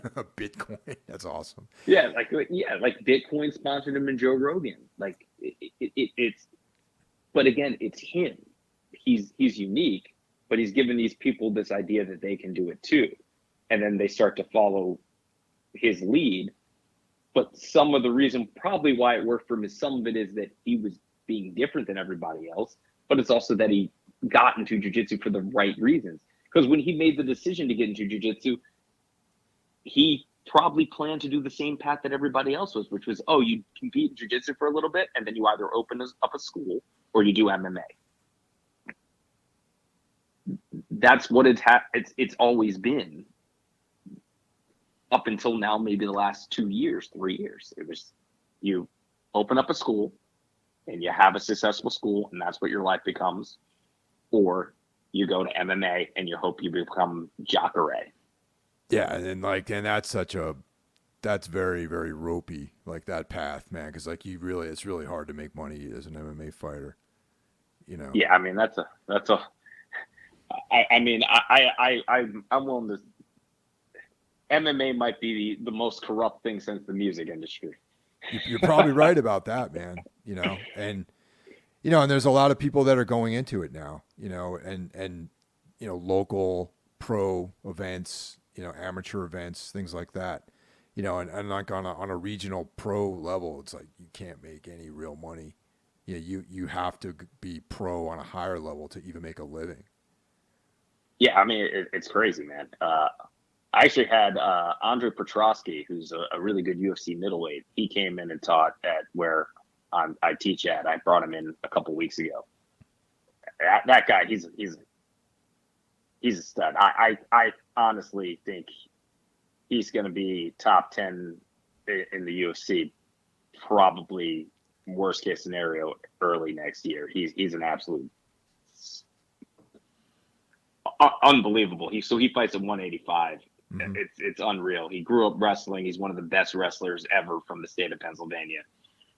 He's like in the Pennsylvania Hall of Fame of wrestling. Completely legitimate Brazilian Jiu-Jitsu brown belt.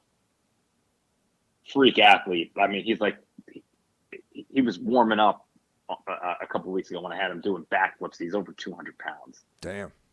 Doing backflips like 4 in a row, like it's no big deal. That's crazy. Yeah, like just solid athlete, really good guy, great teacher. Like if that's what wants to get into after his MMA career, I wouldn't be surprised. He does some commentating for that CFFC MMA organization. Mm-hmm. Yeah, but he's an outlier.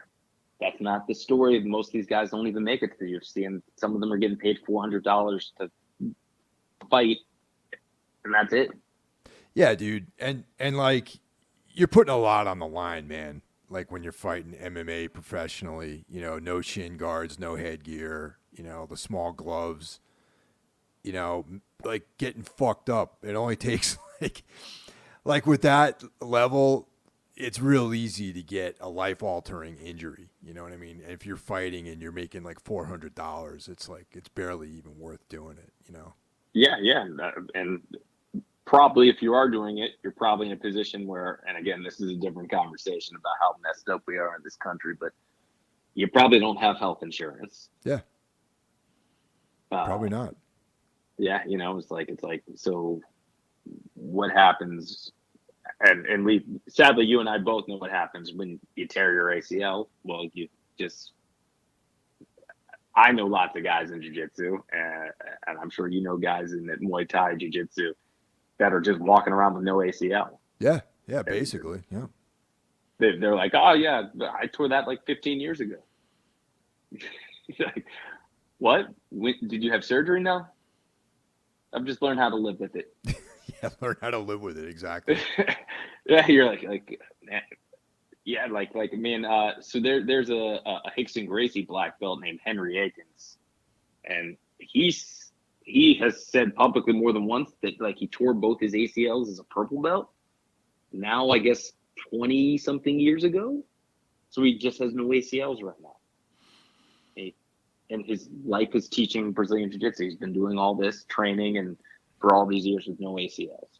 Yeah, and then like later in life, you're just gonna be racked with like arthritis, man. Yeah. And just fucked. Yeah, I mean, but we're about to go down a deep dark wormhole of injuries, darkness. Yeah, injuries and how the American system for health insurance and medical care just doesn't make sense. It really just doesn't make sense. Like,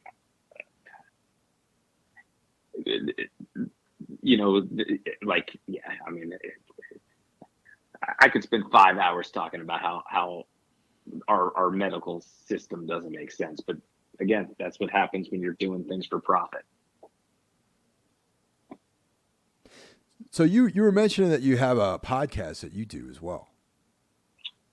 Yeah. So it's not something I do super regularly, but regularly enough. Yeah. So it's all martial arts stuff. It's with a friend of mine who his background is more in striking. So he owns a school, a Tung Sudo school, and he also trains some Muay Thai, some traditional boxing, and Brazilian Jiu Jitsu. And yeah, we call it the Motion Martial Arts Podcast. Yeah, it's kind of just like we pick a topic and we talk, and occasionally we bring in some people and we talk to them. So I had like Brett from Revocation on once, and he doesn't do martial arts, but he's a good friend of mine. Brett's awesome. Awesome guy. Yeah. I love Brett. I remember being blown away. One of the first long tours I ever did was with Brett back when he was in Postman Syndrome. Oh wow. Before he joined Revocation. Back. Yeah. Yeah. We did maybe 2 months US tour, and every day he practices his bass on tour. He pulled it out every day. That dude's a machine, man, on the bass. Yeah, 100%. He's one of the most talented people I know. So him and I were really good friends. So I was like, even though he doesn't do martial arts, having him talk about his practice habits, because that's something that people that do martial arts, hearing how, hey, this is a huge thing, how you practice. And Brett, when he was big into skateboarding, and I think he's back into it a lot more again recently, you got to do it all the time. It's just not an every once in a while thing if you want to get good at it. Yeah, I've had an Olympic runner on there named Robbie Andrews. He ran for the United States in the Rio Olympics. And again, just talking to him about some of the things he does. So he's a really interesting guy because he pretty much does rope-a-dope in his running strategy. So I forget what he runs, but I was blown away by this. So I met him, and he downplayed his level of success to me first. For a long time, I think he runs the 1500 or something like that. He was downplaying his level of success, and then his fiance mentioned something about meeting him when he was with Barack Obama, and I was like, well, what were you doing with Barack Obama? And I was like, what were you doing with Barack Obama? And he was like, well, all the Olympians we all were with him. And I was like, wait, Olympians? I didn't have any idea. I knew he was a professional runner, but I didn't know what level. And so he told me he was like, yeah, one of the things I do is I let the guys get out ahead of me so I can see them all, and then I turn on the jets once I kind of have to survey the land. So I let myself fall behind a little bit, and then I blow by them all. And for up until very recently, he held the record for I think 1500 for the NCAAs. And obviously he's one of the fastest dudes in the world if he made the Olympics and almost medaled at the Olympics. But yeah, he was just doing the rope-a-dope strategy, which I blew my mind because when I've competed and I've done submission only matches, that's part of my strategy. I go out, if I catch something quick, great. If not, hold back, let them tire themselves out a little bit. And once they've tired themselves out for going too hard, turn it on again. So I had a match against somebody for this organization called Fight to Win, which is travels around the United States doing super fight events. And I had a match, and I told everybody leading up to the match, I'm going to catch a Darce. I'm going to win this match by Darce. I was telling everybody 4 weeks out, I'm going to win this match by Darce. And I won the match by Darce, but it was because I did the rope-a-dope thing.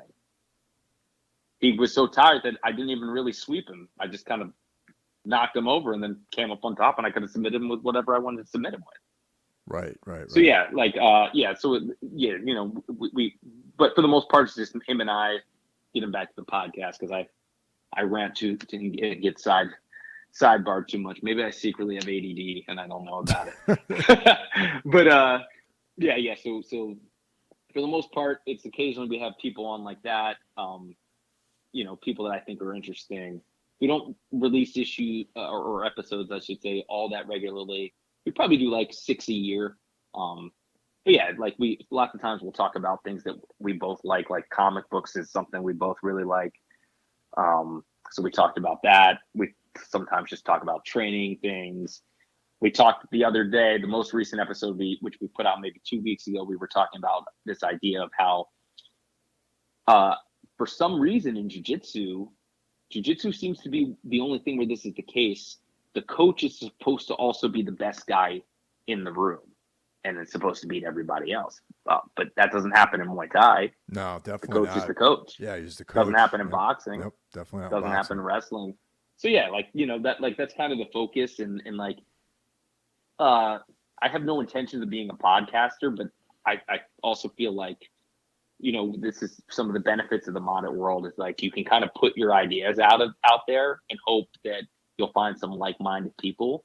And that's really what it's about for me. I like, you know,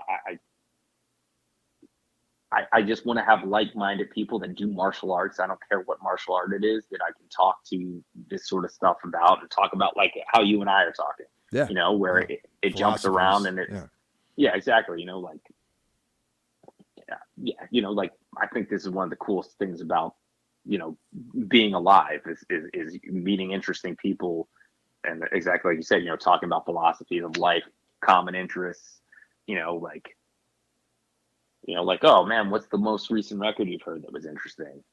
What's a TV show that you're like digging, or a movie or a comic book or whatever, you know? Hey, what are you eating? What are you doing for recovery? All those things. Like, hey man, like, who's an interesting, if I come through New York City and I want to train, who's the person to go train with? If I'm in Boise, Idaho, do you know anybody I can train with?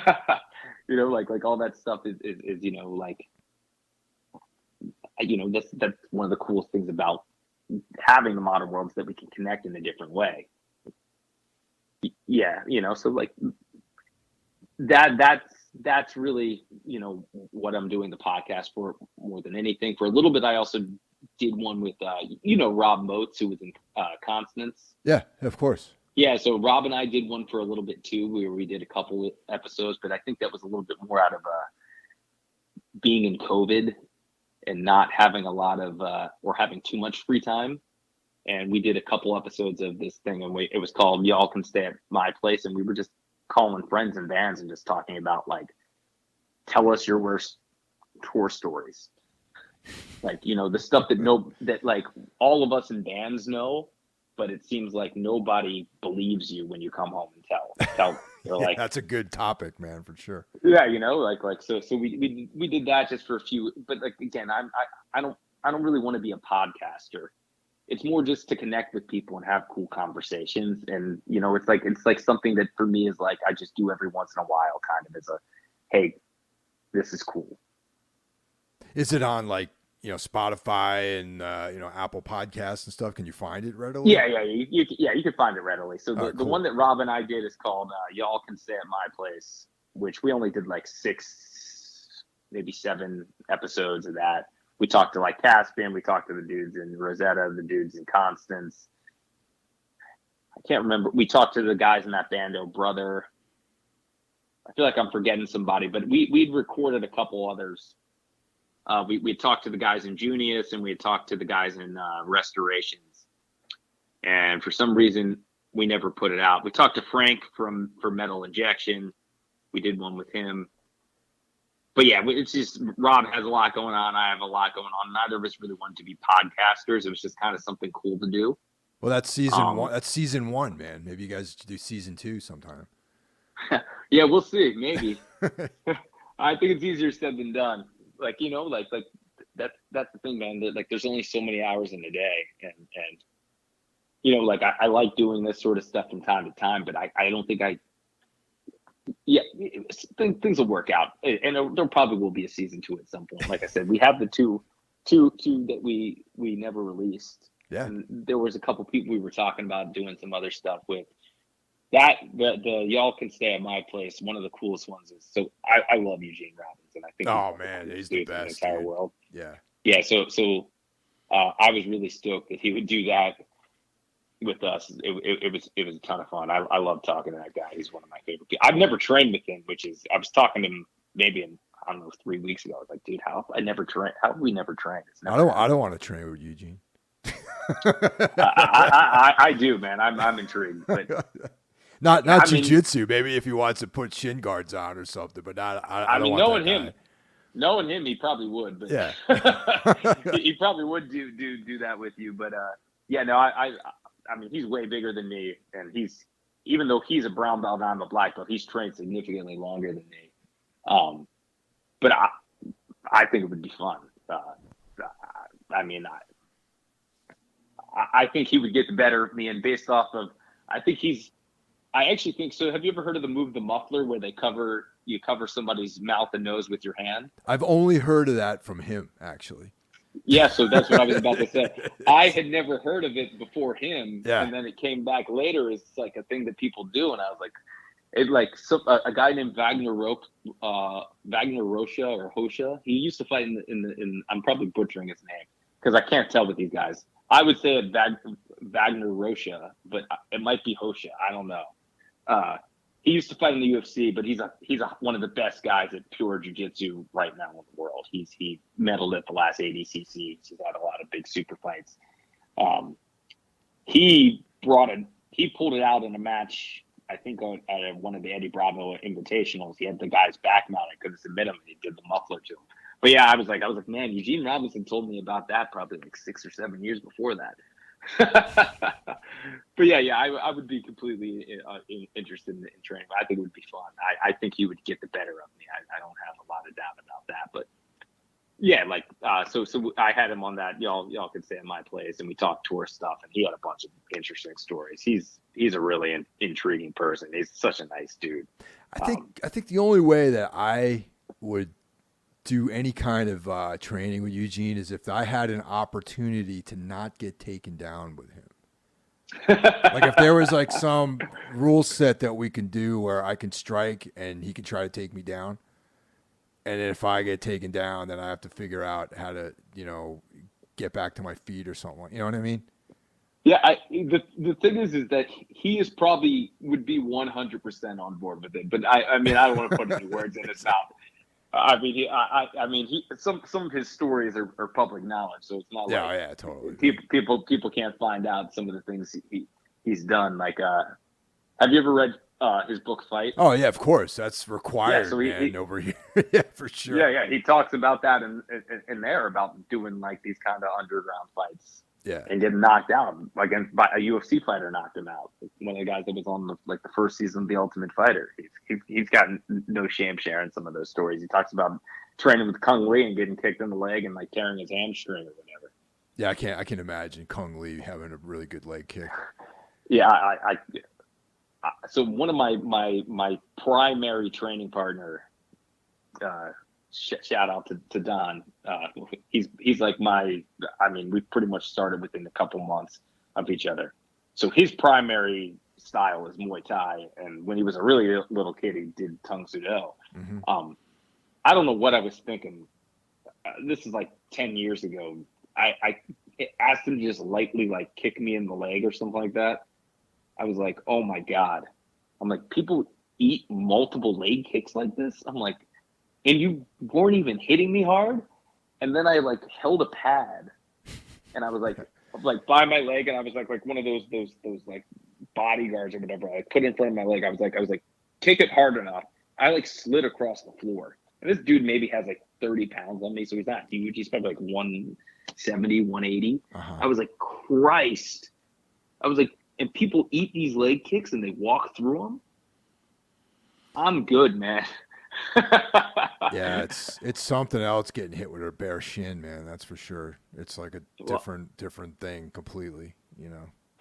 I can only imagine what I mean. You've got some size on me, and you've been doing it for a while. I don't want to take a full force leg kick from you. I would probably drop me to the ground right away. I'd probably be done right there. That would finish the fight.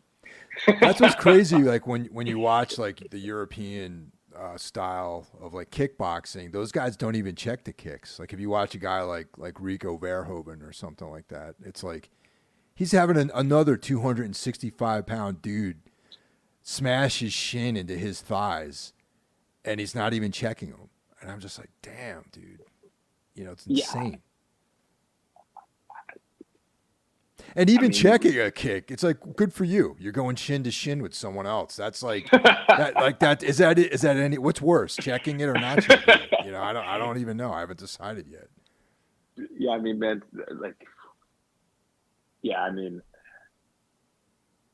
yeah. I know for a fact, man. I got no delusions about any of this stuff. Like, I feel like when I was a little bit fresher to jiu-jitsu, I was a little delusional, and I was like, if I get to a certain level, I could probably like hang with some of these dudes. And then I think the first eye-opening experience I had, I was a blue belt, and I was on the mat with Will Martinez, who used to fight in Bellator, he's a coach right now. He's a very good black belt in Brazilian Jiu-Jitsu. He was a very good MMA fighter. He won multiple matches in Bellator. I don't remember what his record was, but I know he definitely had a significant more amount of wins than losses. So I was on the mat with him and Zach McCoskey. I might be saying his last name a little bit incorrectly, but he at the time was top 10 or top 15 in the UFC for 125. Yeah, I remember that guy. Definitely. Yeah. His nickname was Fun Size. Yep. He still fights. He was a really good collegiate wrestler. He's a purple belt. He used to train some at Marcelo's. That's where I think I remember him from, actually. Yeah. I remember. He's not in the UFC anymore, though. He's not. No, he fights. I think he fights for like a Russian organization or something like that. Yeah. But yeah, this is years ago. So I was a blue belt, and I was like, oh well, he's a purple belt, and he fights 125, and he's willing to do a round with me. Just jiu-jitsu.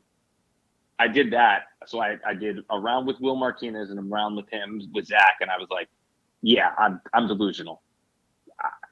I'm never getting to the point where I can hang with these guys.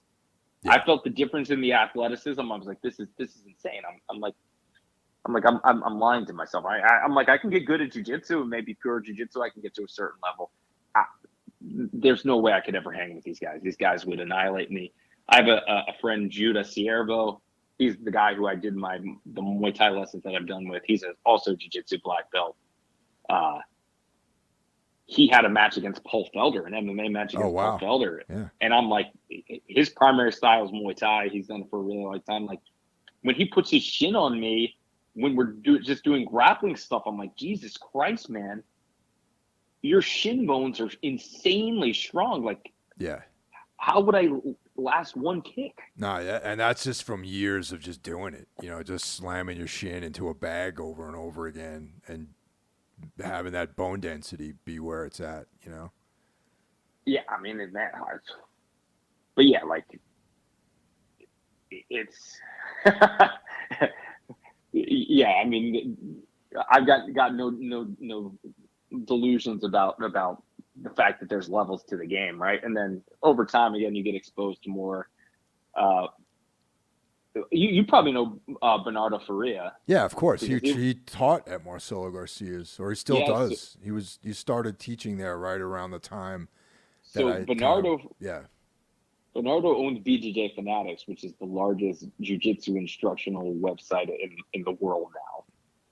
So he's the guy who is making all these people rich off instructionals now in jiu-jitsu. Yeah. He moved up to like Boston area and has a school there now. But he came, it must have been 2014 or 15. He won a world championship. We brought him in to teach. Same thing. And again, he's massive compared to me. He's a big guy, yeah. Nice guy. Yeah, very nice guy, though. Oh, he's one of the nicest people I've ever met in my entire life. But it's like, again, like when you start out, you have these delusions. You're like, oh yeah, jiu-jitsu, they said that the size doesn't matter. And then you're like, you go with somebody like that and you're like, even if I got to a high enough level that our skills were equal, this whole the size thing doesn't matter isn't true. And athleticism matters. It's all stuff, like, it's just marketing, right? It's marketing. Jiu-jitsu definitely, I can through grappling, I can neutralize somebody's athletic advantages if they also aren't good at grappling. Yeah, And there totally. I also mean, aren't, if some unskilled guy who's like bigger than you, yeah. yeah, for sure. But And not, same thing, yeah, like if we're talking about in a pure fight, yes, in a pure fight, I'll have an advantage against somebody if they don't know how to strike or grapple and they're bigger than me. But if they know how to throw a leg kick and I know how to grapple and they're bigger than me and they throw the leg kick as I'm coming in to close the distance, well, they know how to throw leg kicks. I'm going to get dropped. Like it's, like again, like I feel like younger to martial arts, this isn't uncommon that people have those kinds of delusions and hopefully you grow out of it. And I did, and I think most people do. It's like, reality sets in, especially once you start to get around some of these good people, and then all of a sudden you're like, oh, yeah, the stuff that I've been told about the size doesn't matter. You can negate it. No, size matters. no, fuck yeah, man, yeah. So what's the academy that you teach at in Philly? If people want to Oh yeah, get so involved. it's called Malaki Flow, which actually is an inside joke between the two guys that own it. So one guy, so my instructor and the guy who owns the academy that I teach out of, he actually is now based in South Carolina. So he has a school in Charleston, and that's where he teaches. I teach at the school outside of Philadelphia. We're like pretty much 10 minutes outside of West Philadelphia in this little town called Narberth. So I'm the lead instructor there, and then there's a school outside of Miami called Key Biscayne, a town called Key Biscayne. And those are the three schools. So the two of them are from Colombia. And when they started training jiu-jitsu, there wasn't really anybody teaching in Colombia. So they had an old school VHS of Mario Sperry. Oh wow. And Mario Sperry, in this instructional from this old VHS that they had, was saying arm lock with a thick Brazilian accent, and these guys are both Colombian. So they thought that he was saying army locky. Oh wow. Okay. And so it's just an inside joke for the name of the That's school. awesome. So they thought that there was a move called the Malaki. Nice. Or the army locky, and they couldn't figure it out. And then eventually they realized he was just saying arm lock with his thick accent. That kind of rolls, actually. I like that. Yeah. So that's the name of the school. And I mean the Philadelphia jiu-jitsu scene is good. It's good. It's not as good as New York City, but like we have Balance Studios, which is the Miglerese brothers. They're Helsing Gracie black belts. That's a really good school. We have Christian Woodmansey, owns a school called Logic. He's one of I've done a lot of lessons with him. He for a while was like my school that I would like supplement most of my training with. He's an Andre Galval black belt. He won a world championship as a brown belt. He's a rooster weight, so he like competes at 125. He's done some pro MMA. His school's incredible. He's an incredible instructor. There's a guy named Zach Green, who I think I mentioned earlier. He owns a school called Onyx Combat Sports. Great school. There used to be a school called BJJ United by a guy named Jared Weiner, who is incredible. He has an organization called TAC Team that has a lot of schools in the Philadelphia area. There's a school called Paramount. There's a school called Mainline United that are underneath him. Paramount's run by this dude, Brad Court, who's got great jiu-jitsu. Steve Bowers runs Mainline United. He's a longtime black belt. Great dude. I think he might be quite possibly the nicest dude in Brazilian Jiu-Jitsu. There's a school called Gracie Philadelphia, which is run by Brian Rago. That's actually where Zach Green, my friend Zach Green, got his black belt from there. Zach Maxwell used to train there. That's a really good school. And there's a bunch of others, but like we've got like a lot of really good schools. There's a school called The Vault that's run by Matt Kelly, who's also a black belt under Brian Rago from Gracie Philadelphia.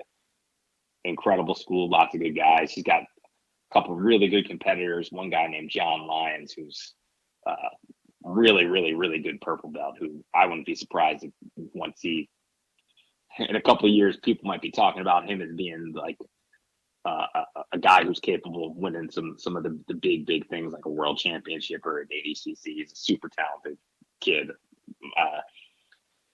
Then for MMA, we got Daniel Gracie, which those guys are undefeated. That's where that Andre Petrosky guy goes. And obviously there is a jiu-jitsu program there. They're known for that MMA program. Yeah, they're like something like 15-0 right now in the UFC. They've got Sean Brady, Andre Petrosky, Pat Sabatini, Jeremiah Wells, Joe Pfeiffer, all from there. There's also, and this will be the last school I mentioned, but there's other schools that sorry if I'm leaving you out. There's a guy named Rob Schreier who owns a school called Precision, who I think might be literally one of the best kept secrets in jiu-jitsu, period. I could be off on this, but I believe he's Ricardo Almeida's first black belt. Oh, wow. Okay. Yeah. He's a freaking, the dude is so good at grappling. And again, he's one of the nicest dudes in the entire world. One of his students is a guy named Dylan Royce, who's also incredible. And I actually have to mention one more school because I can't believe I forgot this school. There's a school called Movement Arts, which is run by a guy named Nick Salas and Daniel Myra. I've never trained with Nick. I've trained with Danny. Danny got third in Worlds a few months ago. I was lucky enough to be on the mats with him about 3 weeks, I believe, before he went out and got third at Worlds. And I don't think I've ever been beaten down as bad as this dude beat me down. Wow. It was insane. He maybe was 10 pounds heavier than me. It felt like my face was going to cave in just from this guy's shoulder pressure. And he's like, again, such a super nice guy. Like, such a nice guy. Great integrity. Great dude. Like, yeah, so like the Philadelphia jiu-jitsu scene is thriving. It's like so good right now, and it's I don't think it's ever been this strong. Like, you know, and if people are in the area who are interested in training, if you go to any of those schools, you're going to be taken care of and happy with the results. You guys are obviously, if you're listening and interested, welcome to reach out to me and come train with me. But yeah, I mean, I recommend finding jiu-jitsu, period. What's the best way to people to get at you, like Instagram? I know that's how you and I connect generally. So what's the best way for people to reach out to you? Yeah. So you could find me on Instagram. I'm probably gonna mess up my Instagram name, but I think it's just at grossman.dave or grossman.david. But my account is private, so you're gonna have to send a request. No, that's fine. You're gonna when this episode goes up, you're gonna be tagged, so people will be able to hit you up that way. Exactly. Yeah. I'm not, as long as somebody's not a scumbag, and I usually add most people. I'm not. I think, like, as far as that goes, the reason why it's a private page is there's some stuff that I prefer to keep personal, that I sometimes post on there, but I'm not somebody who posts a ton anyway. Right. But yeah, like, it's not like I'm hiding anything in the grand scheme of things. So if people are interested, they can reach out to me on there. I'm going to add you. Don't worry. Yeah, that's the primary place. You can also reach out to me through the Rosetta stuff. So Rosetta has an Instagram thing, which I think is just at rosettaband.com. You can reach us at rosettaband@gmail.com too, and stuff like that. Well, I'll connect all these things when this episode goes up. So in the various posts out there, you'll be able to connect with Dave here. Awesome. Thanks, man. Thanks a lot, man. This is great. I had a lot of fun catching up, man. Yeah, man. It's fun. Hopefully the next time you come through Philly, man, maybe you can come stay with us at our house, man. And depending on what you want food wise, man, I can fire up. So I got one of those ceramic grills. I have like the Kamado Joe. Gets up to 900 degrees. I can sear some steaks real quick, man. Oh, hell yeah. We can catch up, drink some coffee. Dude, I'm down.